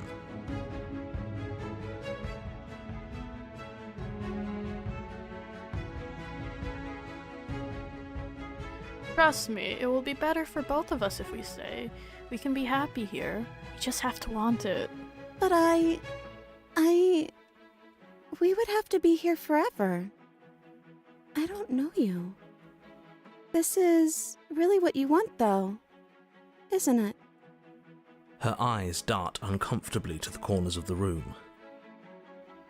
I guess we could do that. She doesn't seem happy about this. But she can't be unhappy about staying with us. Can she? I don't know. She has a point. She doesn't know us. No. It has to be him. It has to be this place. If we just made these walls more fitting for a princess, if we just say the right things, if we just showed her the contents of our heart, she'd be happy here. As the voice thinks its thought, your hands raise, fingers pointing towards your chest, and then... What? No, you absolutely do not do that. Oh, but I do. What? What is he doing? We can't see unless you tell us. Are you sure you want to know? I suppose I can't stall forever. You plunge your nails into your chest, digging deep, grasping for a handhold. And you find it, your fingers curling around your ribs. Even she was freaked out. Women are always so scared whenever I do this. Oh no, what are you doing? Are you okay? You can't do that and be okay. Time out. He should not be allowed to do that. He's not the decider. And yet, it's done, isn't it? It will be soon. You yank violently, your bones cracking with wet pops as you pull yourself apart inch by painful inch. This always woos the right women, so you know. Your exposed heart, framed by jagged ribs, thumps rhythmically in your raw, bloodied chest. The loosened threads of your body unfurling to cover the surface of the room. Don't mind my sacrifice. It's a fair price to pay to give her everything she doesn't know she wants. Oh, I see. You're trying to tell me something. It's beautiful. The princess, mesmerized, reaches towards your beating heart and then... See, she is a real one. She's like, wow, your still beating, gory, exposed heart is beautiful. Like, you know, she's a real one. Everything goes dark and we die? Yes. Wow. Epilogue. Happily ever after. You're on a path in the woods. Mate, we're clearly already in the cabin. I see. Excuse me? You're clearly... Oh. Huh. So you are. How do you know about the cabin? I didn't get to the cabin part of my opening monologue yet. I haven't seen this route yet. Since it's new. We've been here before. Well, not here, but I'm sure you know what I'm talking about. You knew about the loop-in last time. Now, he's clearly disorientated. I'm sure all this new info is going to come as quite a shock to him. Best if we're gentle. Hi, opportunist, again. Right on cue, here's the new guy. Welcome! Thank you. I'm just happy to be here. Okay, yes, I get it. You've been here before. That's terrible. You know that, right? Because the only reason you would have been here before is if you failed in whatever world you'd come from. Meaning you doomed an entire other reality. But I'm sure since you're so well-travelled, you know that, yes? Maybe. Well, we know that now, thanks to you. We're all so lucky to be stuck with, working with someone so well-informed. You can count on us to do things right from here on out. I'm going to describe the room now. I mean, I can see it. The interior of the cabin is vast and regal. High arched windows line the walls, their multicoloured glass casting kaleidoscopic patterns across the stone floor. An iron chandelier hangs from the vaulted ceiling, its many candles lit with flickering light, vaguely illuminating the massive room. This is a house fit for royalty. Before you, there isn't a blade, is there? That's not good.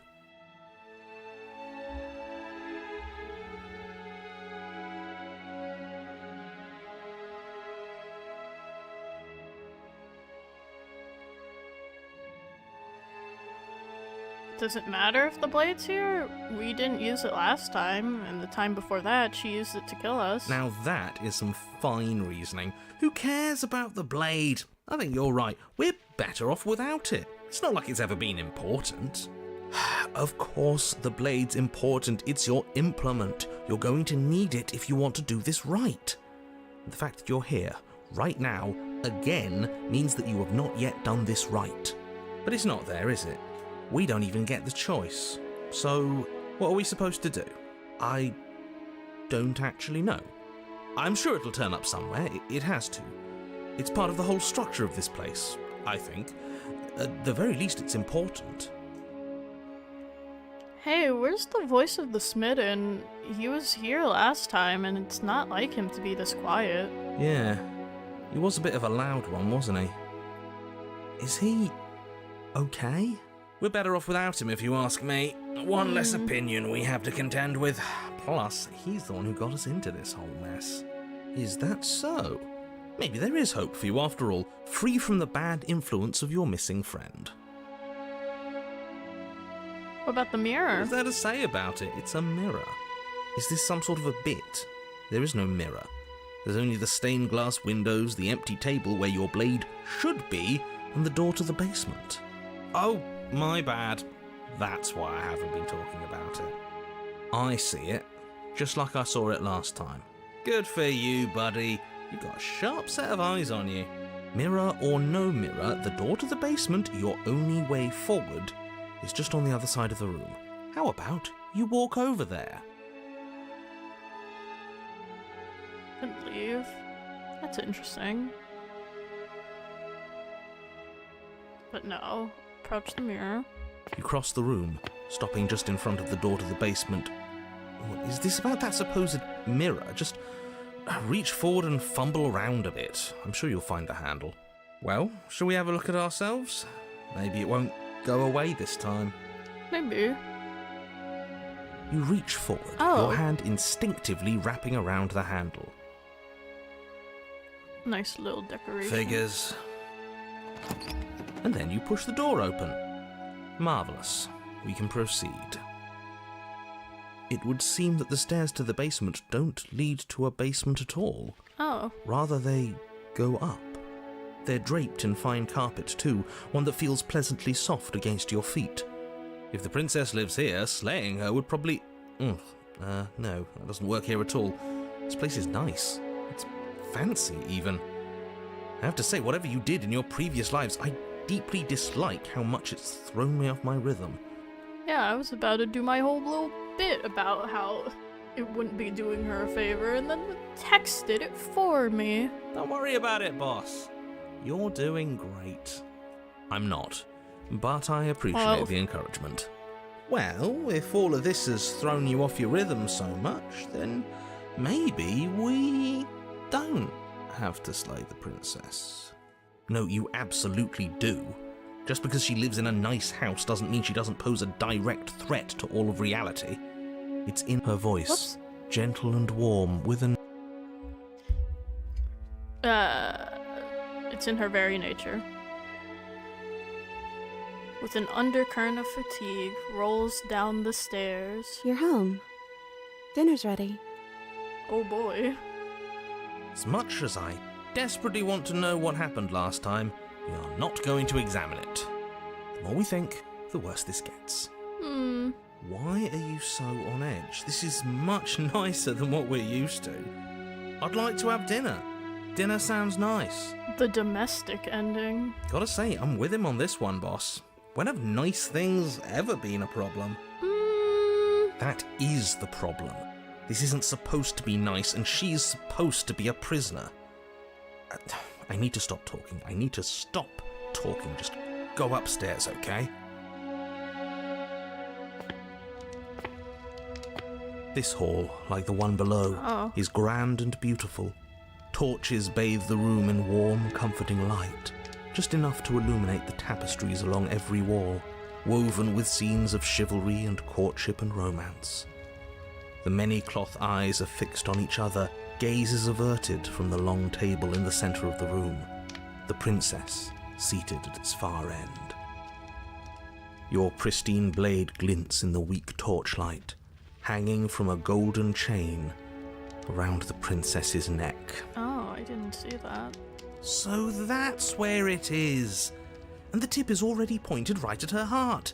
Okay, everything is falling back into place. All you have to do is cross the room, push down a little, and the entire world is saved. That's easy. Yeah, that is easy, isn't it? So, where's the rush? Oh, it's a big gown. I'm just noticing it. Hangs off the edges. You're here. Now we can start being happy together. Why don't you sit down? Wouldn't that be nice? Is that the smitten? I'm just noticing the shadow, but also, where's the food? As the words leave her mouth, the torches flare and a chair swings in from behind, knocking your legs out from under you. You're forcibly seated at the head of the table. Isn't that better? It is better, right? What is this place? It's our happy ending, just like you asked for. It's everything we're supposed to have ever wanted. What are we supposed to do now? Oh, right, dinner. I'd totally forgotten about it. The flames burn bright and a shadow dives across the table. In its wake, it leaves a feast. Go ahead and dig in. I'm sure you're hungry. Am I ever? And look at this spread. It's a feast fit for a king. Yeah, and after everything we've been through, we could use a break. More than that, we deserve a break.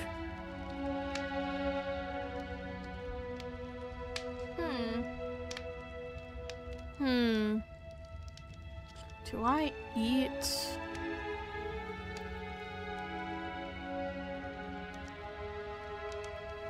I deserve a treat.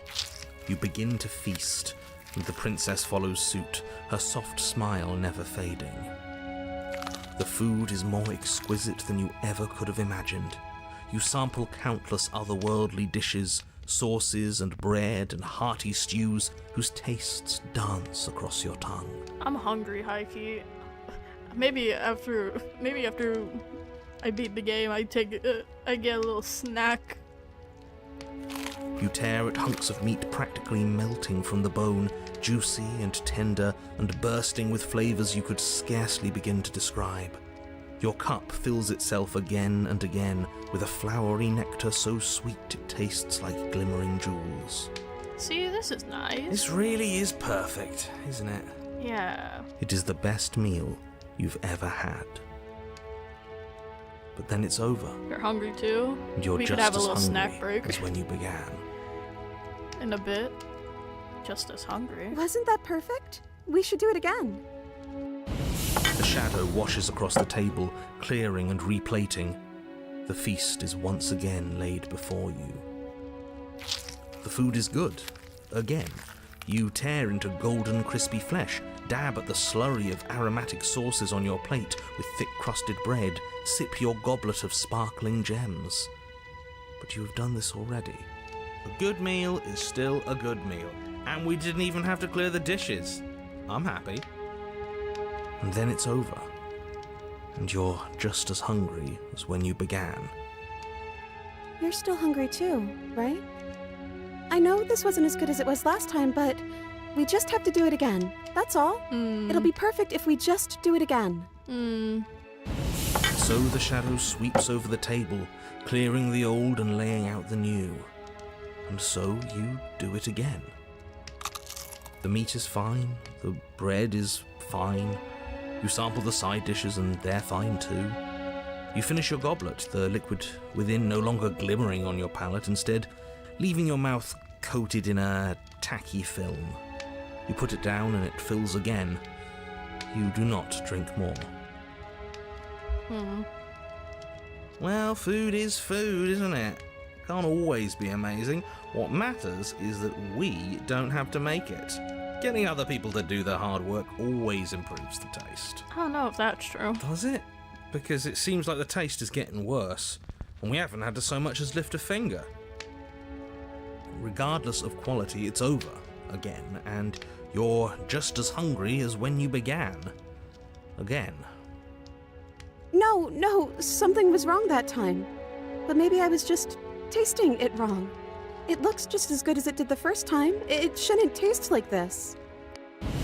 Again, the shadow replaces your feast, and again you eat. The meat is greasy. The bread is tough, its crust hurting your jaw as you chew. The grey vegetables are barely worth the effort of picking through. You don't even touch the goblet, its sickly sweet aroma utterly unappealing. I'm so tired of eating. Well, it's still free food we didn't have to make, right?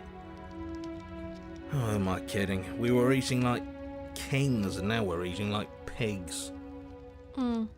At least you still have the memory of how good it was the first time, right? And now I'm chasing that high. I'm so tired of this. As the words leave her mouth, one of the torches on the wall sputters and then goes out entirely. What just happened? Did I do something wrong? Not a fan of whatever just happened. I don't want to sit in the dark. Losers sit in the dark. Okay. I want to sit in a brightly lit, spacious room where we can see our beautiful, queenly wife. As if in response to the dousing of their brother, the other 3 torches blaze brighter, their flames licking at the walls. Their shadows deepen, dancing angrily across the stone.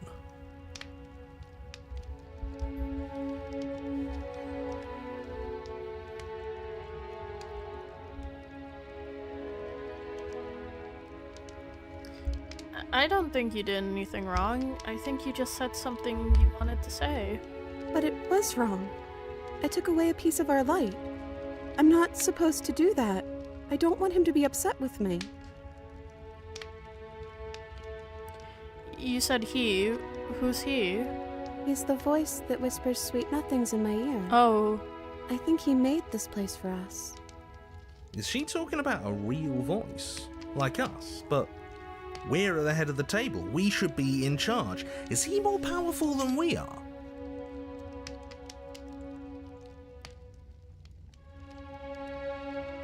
Hey, Shadow, don't you have anything to say?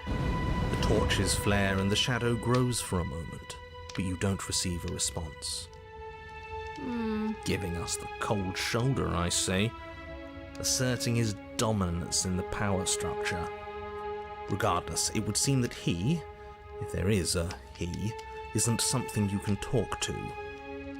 He says his words are just for me, but he wants me to ask, isn't this enough? Isn't this what you wanted him to do? He says he's tired, and I don't think he'll answer anything else you have to say. This isn't fair. If I could just talk to him for 2 seconds, I'm sure we could sort this out and figure out a balanced power structure that works better for everyone. But no, he's decided he's above talking to little guys like us, huh? Well, we ate. What are we supposed to do now? I don't know. Maybe we could play a game. Yeah, that's exactly what we should do. The flames roar and the shadow comes dancing across the table. It leaves behind an intricate game, its pieces elegant and beautiful and enticing, its simple rules already apparent, even with little explanation. We can probably work together to figure this out as we go. That sounds like a lot of fun, right? Sure. Great, we don't even have a rule book. That means we can make up as many rules as we want. And we will. Don't worry, I am excellent at cheating. She'll never suspect a thing. We can establish a game first before you think about cheating, man. I don't think it really matters. This all kind of feels like we're just filling time, you know? What, you don't want to win? To show our prowess in all avenues and accumulate respect? Wow, you would be hopeless without me. Count your lucky stars I'm here. You and the princess do indeed figure it out as you go. And what a game it is. The tension between turns, the triumphant highs of moves well placed, and the tragic lows of miscalculations and careless plays. The warmth of trust and the cool texture of deception. And then, the climax, as she places her final piece. Oh, I think we got the rules wrong. And so you start over. She only made us start over because we were winning. Time passes. You play the game. You win. Hooray! Boom! And there you have it. What did I tell you? Am I great at games or am I great at games? Game night. Win a game with the manipulative voice. Oh, you won. I think that's guess what we can that play said. again. It went away before I could finish reading. Time passes. You play the game. She wins. Oh, I won. I guess we can play again. There is a long pause, and the board does not reset. This isn't fun anymore, is it? No. You don't need me to tell you that it isn't. Oh. The princess visibly panics as another torch sputters. Wait. Maybe this is just too easy. Maybe if we added more rules and pieces, it would be fun again. Yeah. The game's just a little simple. We can make it fun again. The shadow descends on the board once again. More pieces are added, their shapes more intricate, their purposes less immediately clear, and the two of you set about discovering the complexities of the game anew. And so you do. And it is fun again. In fact, it's almost as fun as the first time you played, and the sputtering torch roars back to life. But then you get used to the additions, and the feeling starts to fade. A creeping numbness settling in over the board. More pieces are added. The feelings flare. The feelings fade. The princess suggests new rules. A glimmer of what could have been excitement flits through your mind, quickly vanishing as the game progresses. Your pieces advance in an ever-increasing slog to their destination.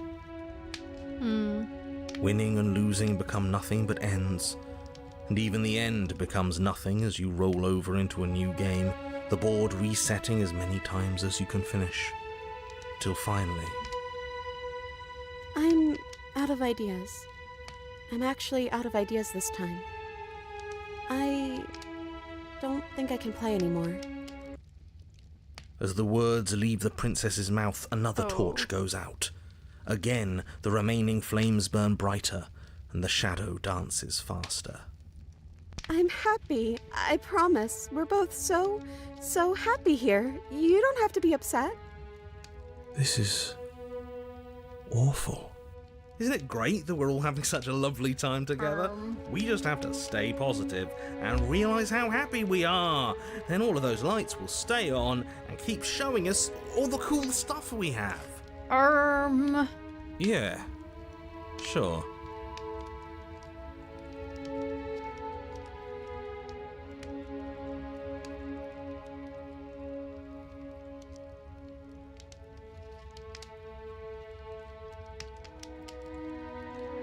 Are you actually happy here? The princess starts to hyperventilate, her quick breaths punctuating the uncomfortable silence between you. Yes! Why wouldn't I be? Let's not talk about it. She's being defensive. And we all know being defensive is a sign of weakness.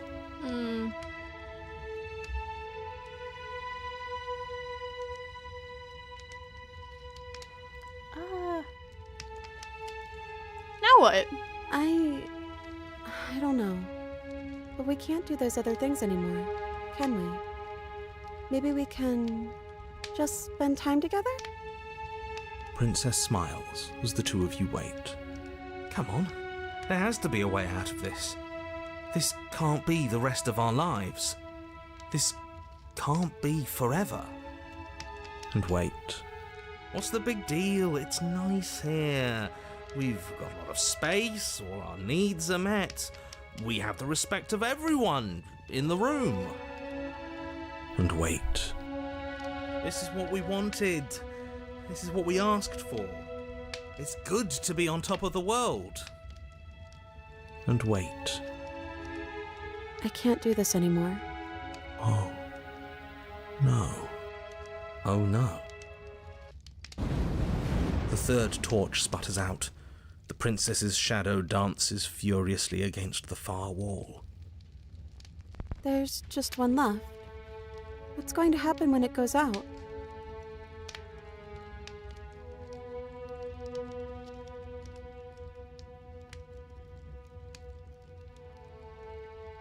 Don't worry about what's going to happen. If you could do anything in the world, what would it be? What would you choose? I think I'd like to dance under the stars. That sounds lovely. But there aren't any stars here. I'd have to leave. As she says that, the shadow rushes forward and tightens its grip on her wrists. I'm not happy here. I don't think I ever was. The princess sobs, burying her face in her hands as the final torch blows out.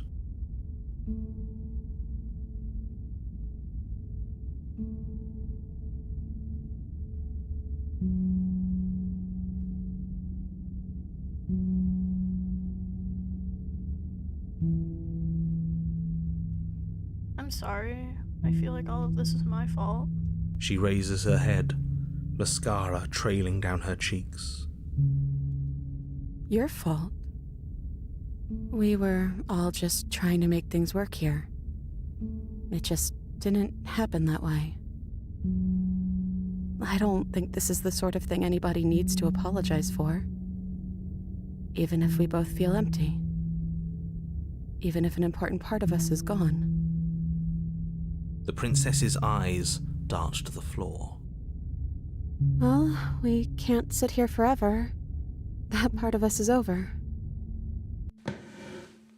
The princess pushes herself from her chair, and you instinctively do the same, waiting by the top of the stairs as she quietly crosses the room.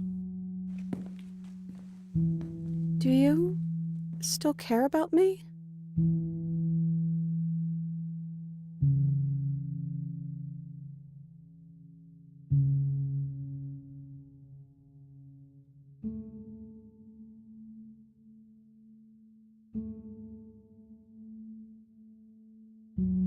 Of course I do. I don't think I'll ever stop. Oh, I wasn't expecting you to say that. I still care about you, too, so maybe this wasn't all bad.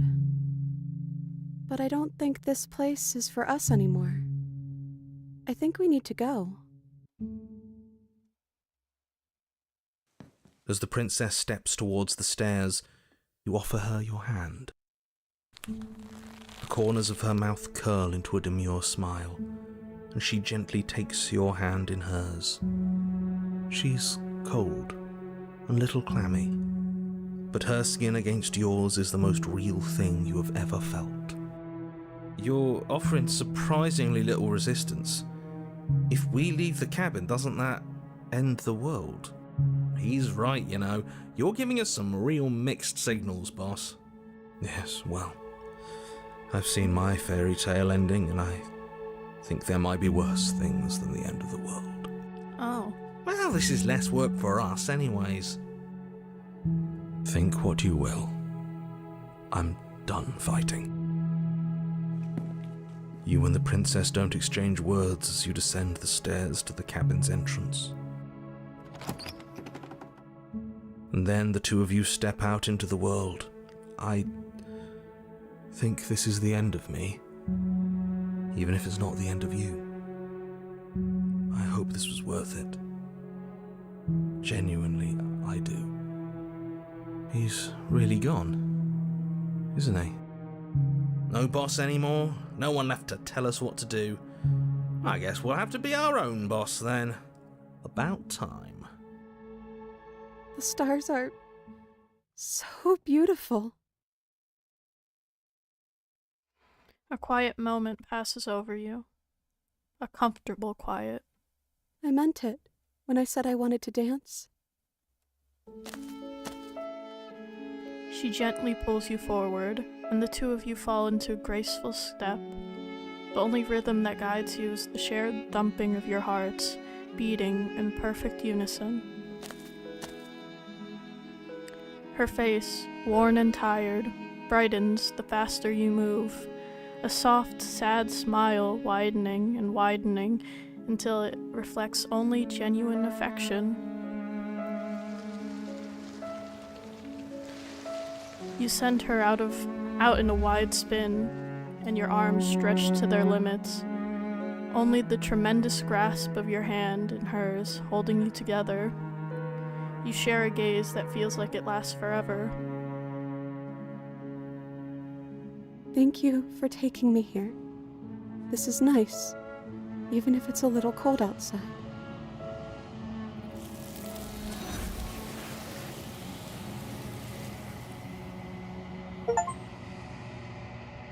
I meant it. Share a dance with your happy ending. That's the achievement I got. But you do not get the chance to respond, nor will you ever. It's time to leave. Memory returns. She's gone. Where did she go? Should we try and find her? And is that a mirror? Why is it here? Why now?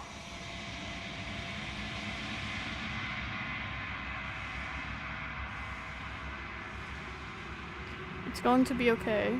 Just trust me. We've been here before, and you always get scared. But it feels so bad. Like looking into it right now is going to be the end of everything. If he thinks it's bad, I'm with him.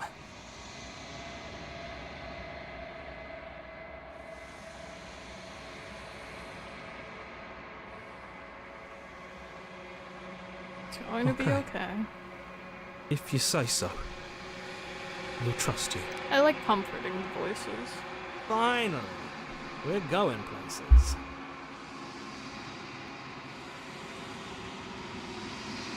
You approach the mirror.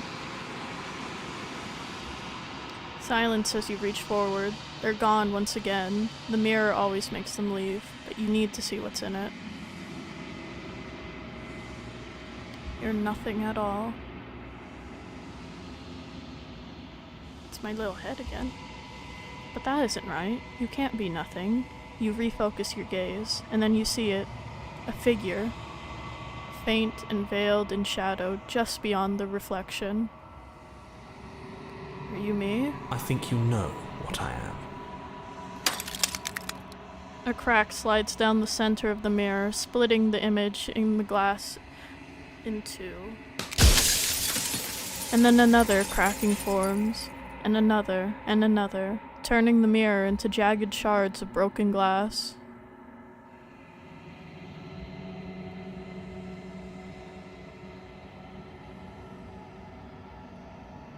So you're the narrator. I was wondering if I'd ever get to see you. The narrator, yes. I suppose that's my job, isn't it? You needed help after all, an objective voice to guide your blade. But you were never supposed to see me. I wonder how many worlds you've damned to extinction to fall this far. I'm trying to think how many I've actually gone through at this point. I guess I could figure that out later.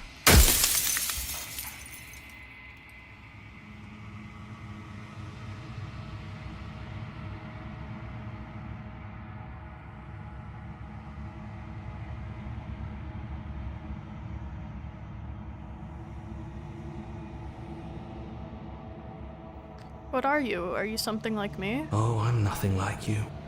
I'm an echo. Likely one of many. Somebody made you after all, and I'm what's left of him. Not that I'm the only one who can make that claim. I'm sure you've met many others like me.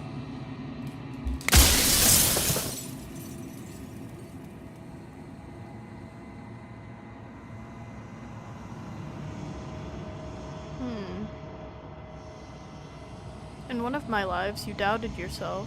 You thought that all of this was wrong. Oh, did I? That means nothing in the grand scheme of things.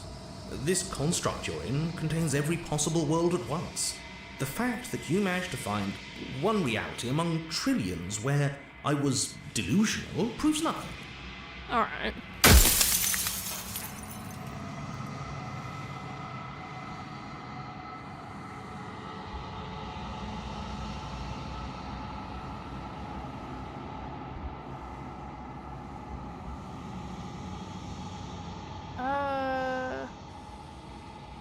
Are you a part of me, or are you something else? No, I'm not a part of you.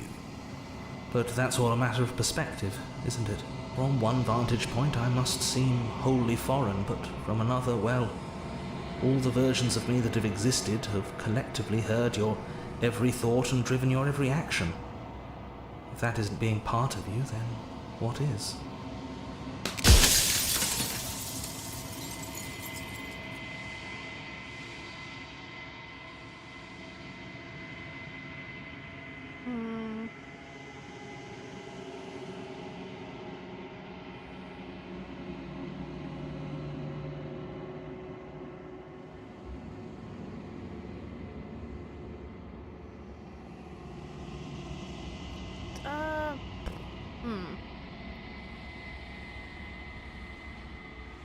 Others like you said something like that before. Has every narrator really been different? Of course. That is by both necessity and design. This construct you're in exists in many places at once. Any time you failed, any time you thought yourself dead, it would restart and shunt both your consciousness and hers into another world. But you'll be awake soon, and then it won't be able to work like that anymore.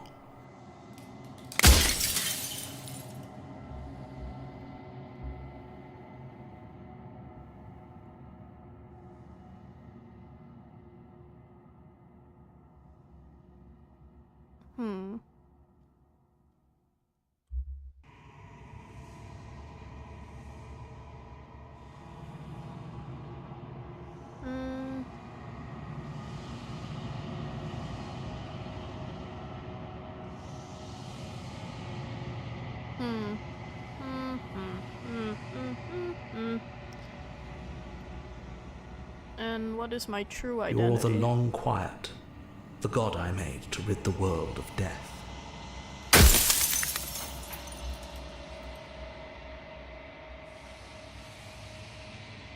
I always knew I was special. Are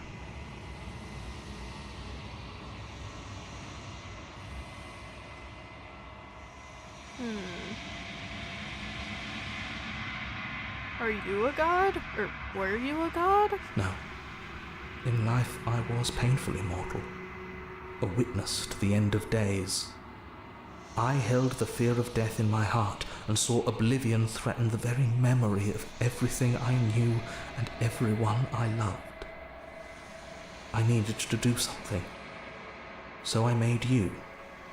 And I made her. And I made this place to hold you both.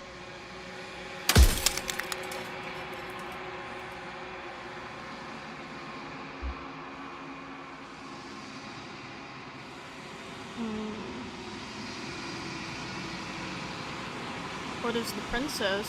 Did you make her too? She is the shifting mound, the ebb and flow, the capacity to change. She is transformation, or most of it. Her nature is why I had to die, for she becomes that which others perceive her to be. But an echo can't perceive things, not in the way that people can. So I tucked a part of myself into the folds of this construct to guide you. This isn't the end just yet. You can still destroy her and save everyone. You were made to do this single task, and you will still have a chance to fulfill your purpose once I'm gone.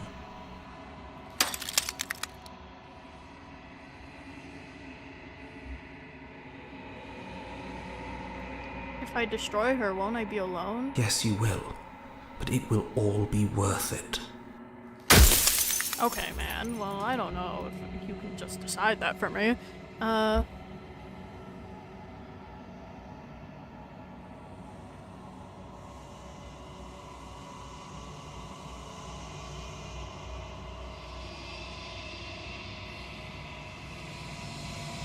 What would it like to be what would it be like to live in a world without her? Light. Burdenless. An eternal pattern of forgetfulness leading into the joys of rediscovery. Everyone will be with the ones they love. No more fear. No more howling chaos. Just life. Forever. I think this line is interesting given the last the last princess we did. I think this line is kind of why that last narrator was like, yeah man, I guess I was I guess I was wrong. Because then he saw like light burdenless bliss and how like even with that it was still like, oh, it's happening again and it's never gonna be as good as it was before. There's a cruel irony to it all. The only way I could share my dream with the world was to never be able to see it for myself. Death of the author, run out of questions. That's a fun achievement.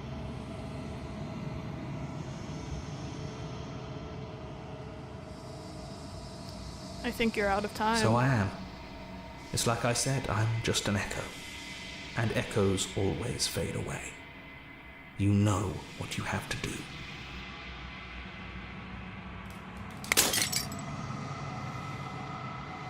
As the final fragment of glass shatters, you see yourself with newfound clarity. The narrator was right. You are the long quiet, a vast and nascent god. And it is finally time for you to wake up. All of this is you. I'm gonna save. No reason.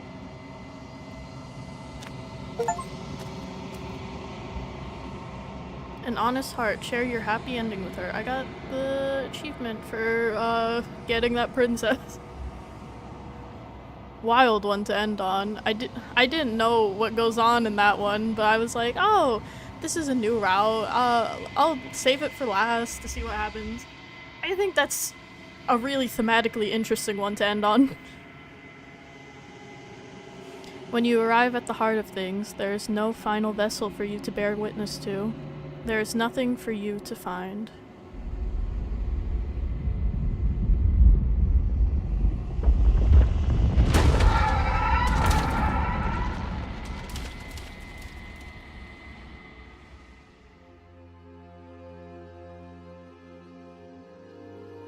I can finally see you, and you can finally see me. Hey, girl. Or girls. Or I guess girls, since this is all you. It's been so long, and my heart has ached for this moment. I've missed you dearly.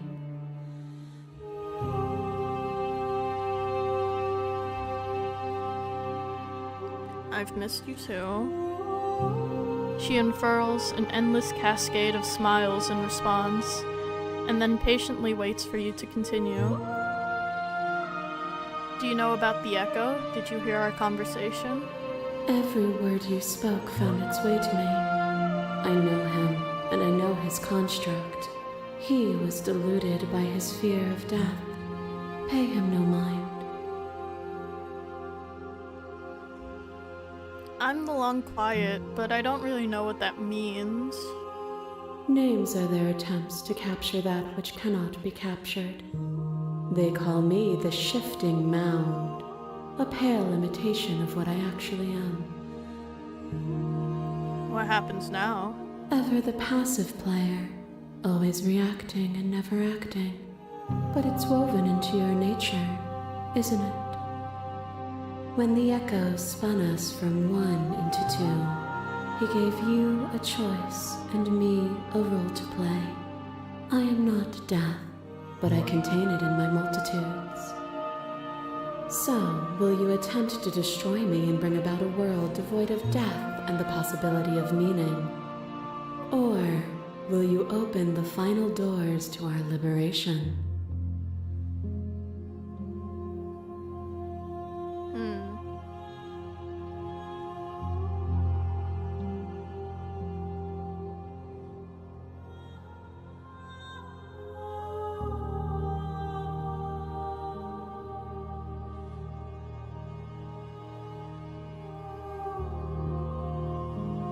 If you were always going to become this, then what was the point of me doing anything? Did it even matter what roads I walked if all of them would lead to this moment? If you're saying that, it's because you don't yet understand. But we cannot use words alone to grasp at things that words cannot express. And you cannot rationalize with logic that which defies it. Violence and passion are dances that both of us know well. If this is what it takes to enlighten you, then so be it. A picture of a life, and a picture of a life, and a picture of a life. How deep must repetition still our movements, until even the air we breathe is stale? You doused the flames of false devotion, and in my despair, you lifted my chin, and the two of us danced beneath the stars. But the stars can't be seen unless the flames go out, and the walls come crashing down. Can you not do for all things what you did for us?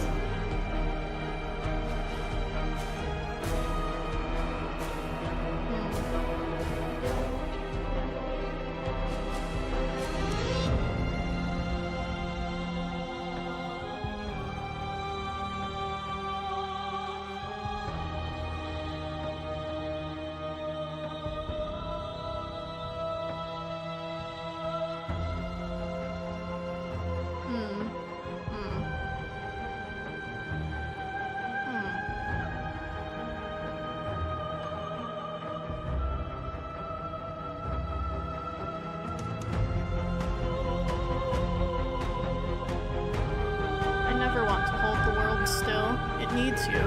Then you're starting to wake up. Leave with me when the time comes, and we can dance forever. A thought is a vine, and some thoughts nurture thorns that bleed the soul, and endless growth that blots your vision and strangles your trust. When I succumbed to myself, you patiently stood by me and cut the thistles that rooted in my skin. Your compassion is what freed us both, but compassion is a thing that must be nurtured, and you cannot nurture that which cannot change.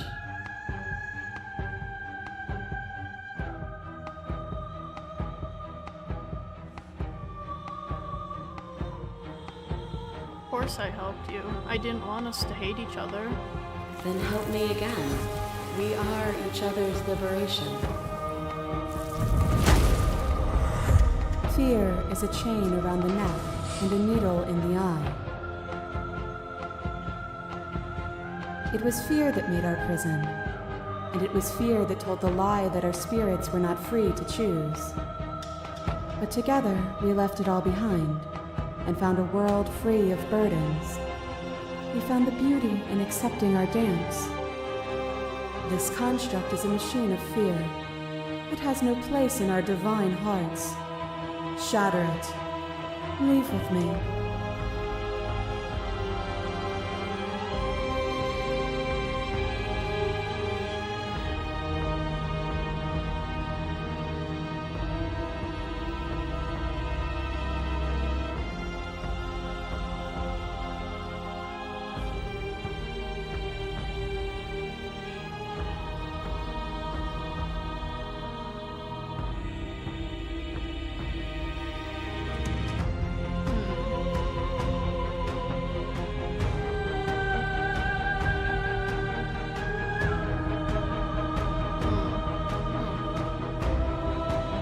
My choices that I'm picking are saying anything about me. They probably are.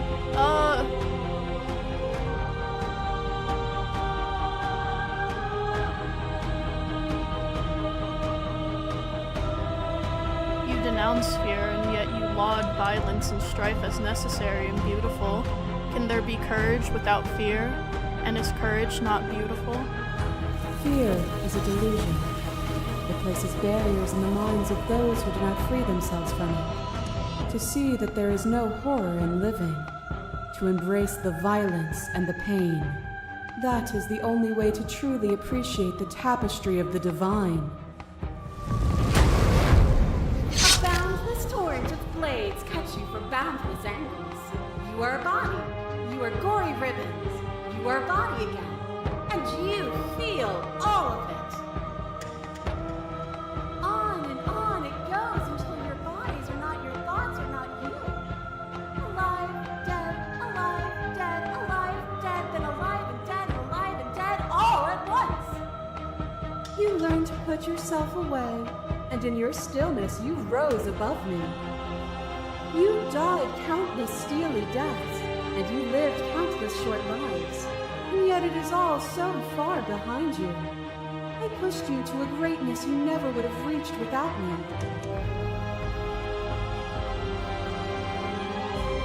Oh, so that's different text. That's interesting. Huh. I will destroy you now as I destroyed you then. That's interesting. I'm saving here. I'm not gonna say that, but that's interesting. I don't think this was here before the pristine cut.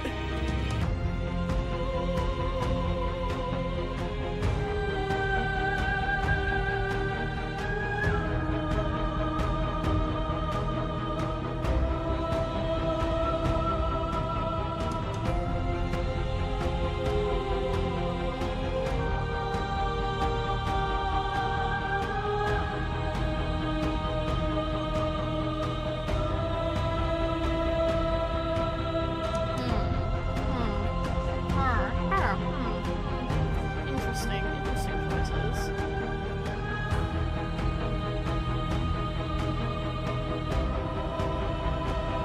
It felt so good to finally win, even if it was going to cost me my life. And it was a joy for me to finally face my end.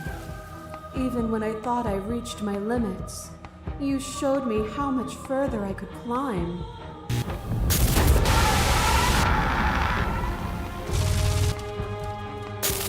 There are few things more terrifying than one's own heart, and there is almost nothing more terrifying than sharing it with another. But the most terrifying thing of all is to leave one's heart unshared. You are the only thing like me, and I am the only thing like you. Could you bear the weight of an eternity alone? Do you dare to shape a reality of solitude and thrust it on creation?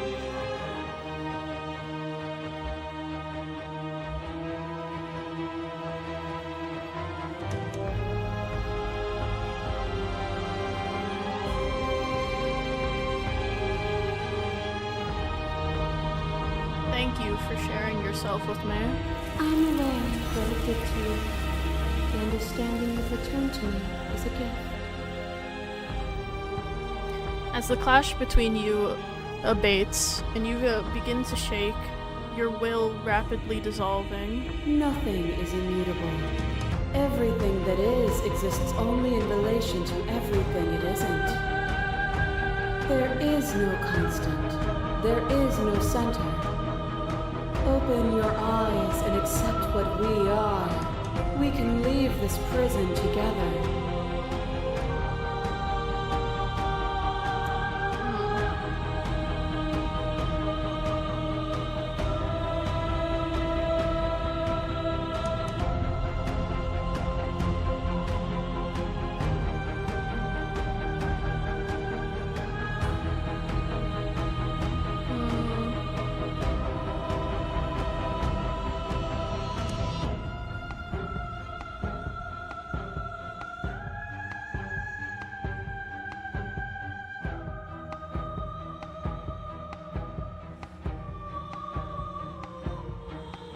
It's easy to believe in the things you believe in when you get to sit above it all. It is from my vantage point that I can see the totality of truth. What do you think happens if we leave here? This universe dies, and a new one is born. And that one dies, and a new one is born. And you and I get to witness it all, weaving a tapestry of life wherever we go.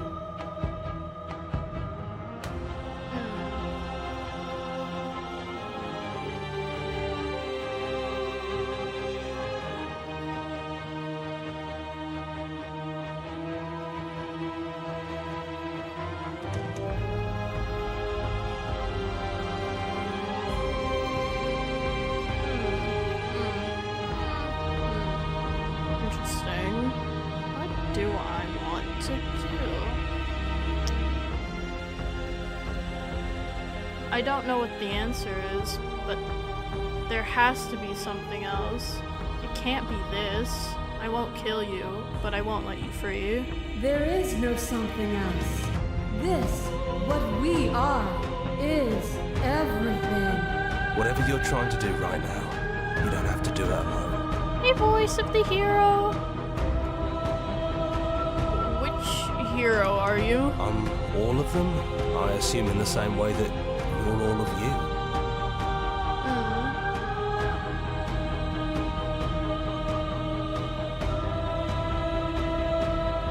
Where's everyone else? They're still where you left them, stuck in the folds of this place.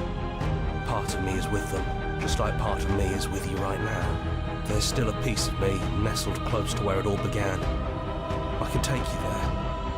I can take you to her heart. It's time to resume our dance. She's relentless, isn't she? Let's make this quick. Are you ready?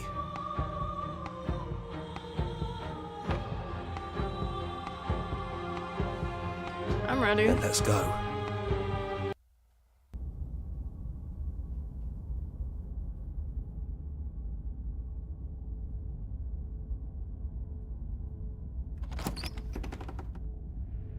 And here we are. I'd say we were back where it all started, but I guess it's a little after that, isn't it? Do you need me to describe things?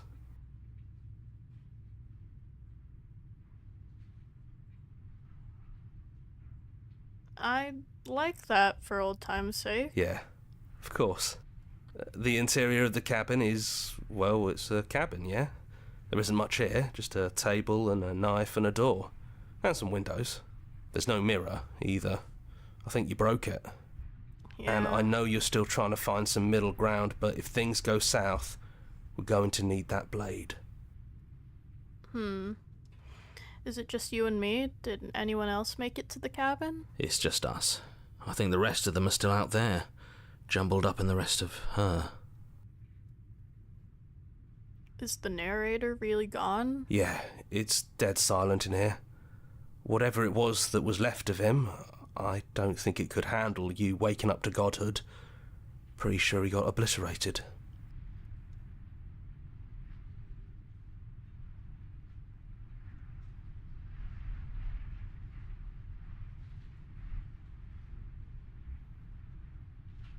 I don't actually know how to feel about him being gone. Yeah, it's complicated. He put us through hell, but he's been part of us since the very beginning, hasn't he? I'm not taking No blame. blade it is. I'm not sure what we'll be able to do without it, but your judgment has gotten us this far. The stairs. Do you remember the first time we were here? The first time we heard her voice? Have you figured out what you want to do yet, or are you going to keep trying to find a center that doesn't exist? It sounded just like that. A little sharp, a little menacing. Only she didn't know us. And down we go. We shouldn't keep her waiting. And there you are. Hands empty. So you don't feel like recreating our first meeting detail for detail. I wonder what else will be different. Well, you don't have the chain around you, so it's already not the same. Maybe there's still room for us to chat before the final curtain call. What do you say? Sure.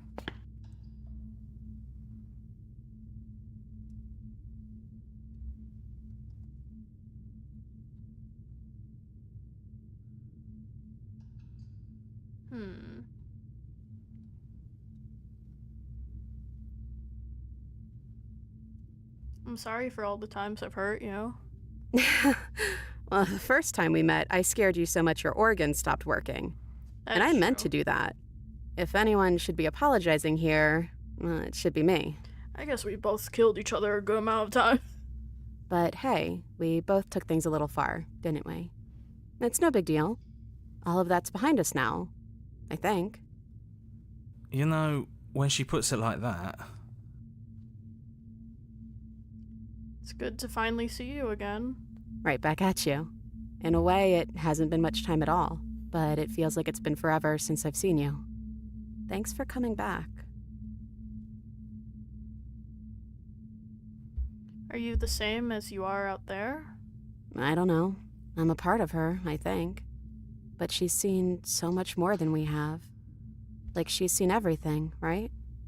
I don't think I could hold all of that without losing myself. I don't think you could either.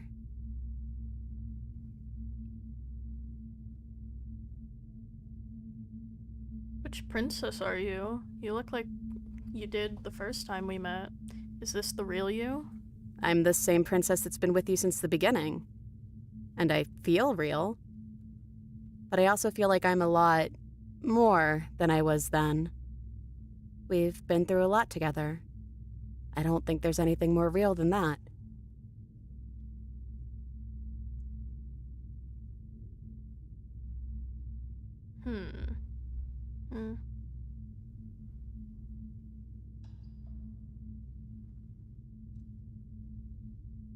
So now that we're here at the end of everything, can you finally tell me your name? I never had one. And do not call me the Shifting Mound. It's too much. But I've always been a princess to you, right? So why don't we stick with that? And as for you, well, hero works for me. But that's me. You know, I think I like that. We're name twins.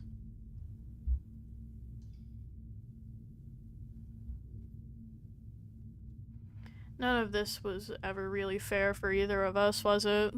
No, it really wasn't. But just because it hasn't been fair doesn't mean that it hasn't been worth it. I'm really glad I got to know you.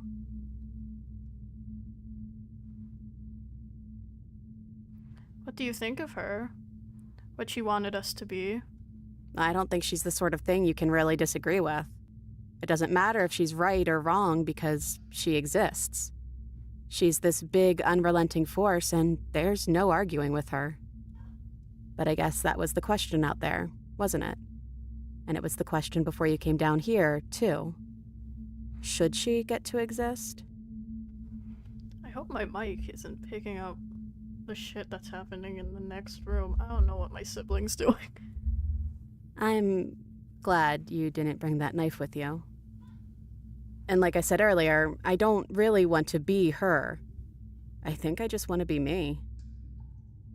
Yeah, I'm happy not to be everything. Just being us is plenty. I don't think I want to be a god. Doesn't matter what we call ourselves. It's just another label, and I don't think labels have ever helped us. All they do is cram us into boxes where we don't fit. Yes, unlabeled icons. Just like this cabin. What if we just leave? Do you know where this cabin is? Because I don't. I don't even know what's supposed to be outside other than us. What would even happen if we leave? What would that even mean?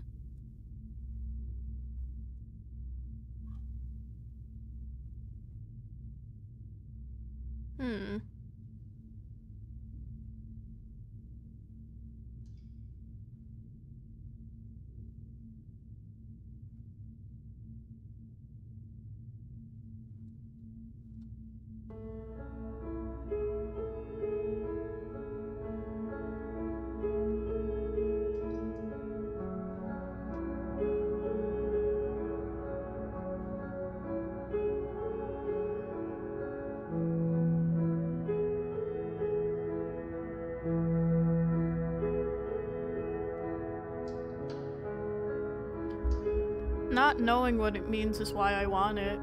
We knew everything out there, but we don't know what this is. I want to know this. I guess when you put it that way, I want that too. I think I'm gonna stay right here. Whatever you're doing right now, wherever you're going, it feels like it's for just the two of you.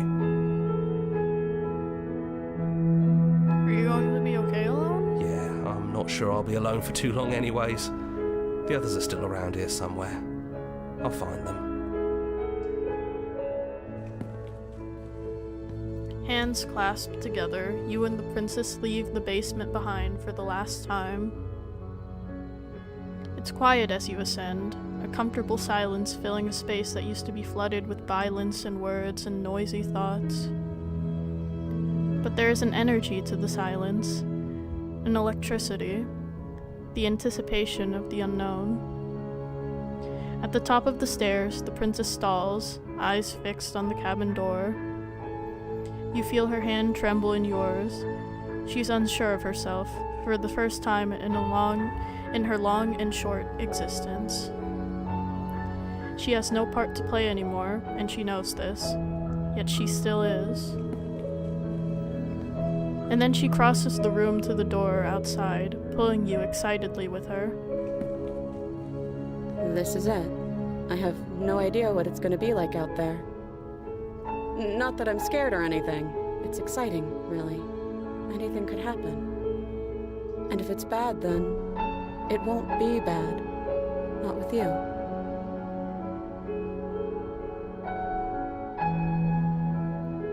I love you. I love you too. It's a little always embarrassing for me. But I'm trying not to be sappy about it. Don't make me get all emotional. Don't worry, girl. I'm with you.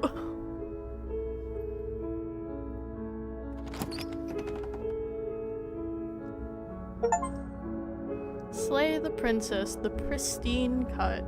And what happens next? That's the achievement I got.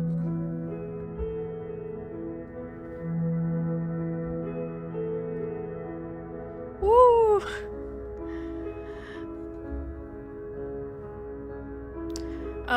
Man, I'm gonna have to sit on this game forever, I think.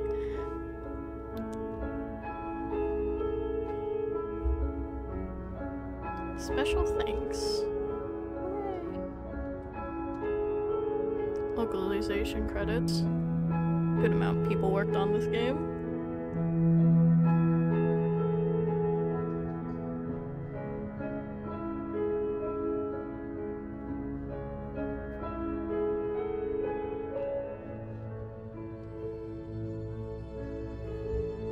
Oh yeah, it was ported to consoles.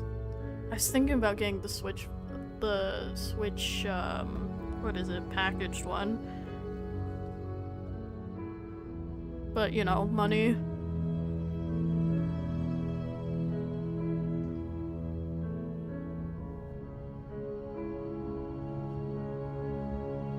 Ooh, fonts. Yummy. For me. Deja Vu Sans, my goat.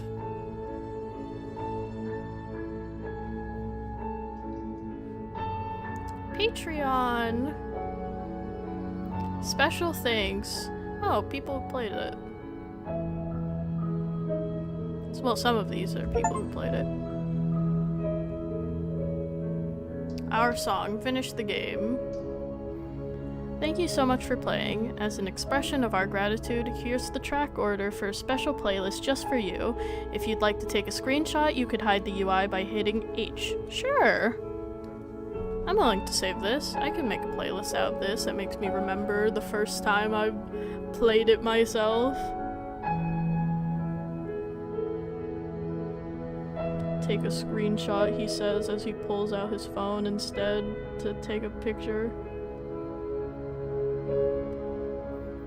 Okay.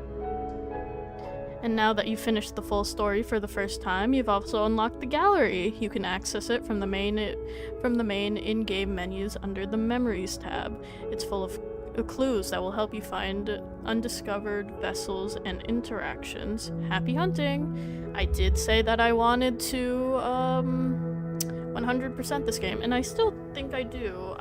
It's gonna take forever though. And I won't stream it. Join Discord, join our mailing list, join the subreddit. I'm in the Discord. Make your playlist. I can make my playlist some other time. Main menu. That's the end of the game. Wow, how long have I been streaming? Like 2-ish? 3 hours? I was thinking about maybe streaming something else after I beat this game, but like, this is a decent VOD. Yeah, I really like this game. I'm gonna... I think it's really interesting to, like, go through it, dissect it. Let me see what... Ooh, what vessels am I missing? How many vessels am I missing? 1, 2, 3, 4, 5, 6, 7, 8, 9, 10, 11, 12... 13. 13 vessels. Interesting. Beginnings and endings, hero and the princess, the spaces between, the end of everything. The nightmare, fear locked away in the basement of your mind. The razor. Was good. Was good. I like this game, and I'm gonna spend a lot more time with it. I have a lot of thoughts on this game, but I think I want to stew on them a bit more. I think this is one of those thinky games, you know? Games I feel, that I feel like I need to, like, sit on to really, like, digest what, like, the themes and stuff. I really do like the themes presented here, and I already have a good amount of thoughts. I shared a little bit of them when I discussed the narrator thing, but yeah. Razor, look too closely... To look too closely is to redraw the lines. The witch, offering one hand while concealing the other. The prisoner, doubt breaks one shackle while forcing another. The damsel, unquestioning commitment to the other. The moment of clarity, bear witness to one's darkest fears. The thorn, redemption in the thicket of distrust. The cage, a vicious cycle framed in a chain. Happily ever after, everything you didn't know you wanted. Yeah, I was like forming thought and stuff. 3. Oh, can I click on them? Yeah, I could click on them to see what moments from each route I didn't get. That'll be helpful when I'm trying to 100% this. I missed one here. Interesting. Oh. I missed a lot with the witch, and I know I did. I like the witch's branches. Missed a lot with the prisoner. Missed a good amount with the damsel. I got everything for the moment of clarity. That's expected. I probably got everything for these. Yeah, ooh. I missed some for the thorn. I missed a good amount for the cage. And some things for happily ever after. Yeah, I was thinking about playing another game after I beat it because I was like, oh, almost close. And then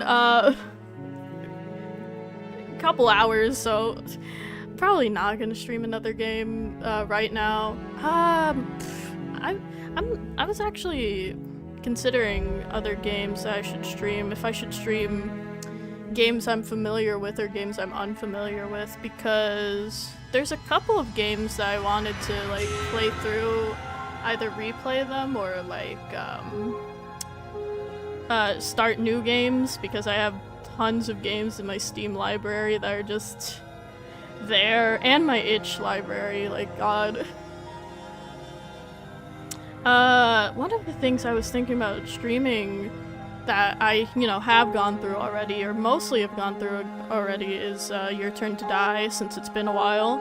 I was thinking about maybe even streaming Omori, or deciding on whether or not I wanted to make like a whole let's play of that, like I did with Undertale Deltarune, but yeah. A lot of options. Stream me playing Undertale, but this time I do the No Mercy route. Lots of things to consider. But yeah, let me close the game actually. Bye, princess!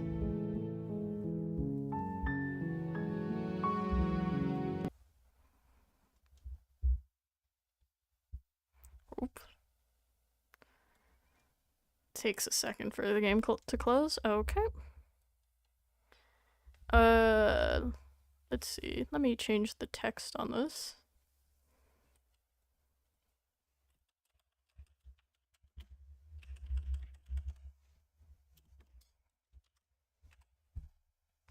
Stream ending. Oh god. Oh Jesus. OBS. Oh god. I also got this image of me. Stream ending.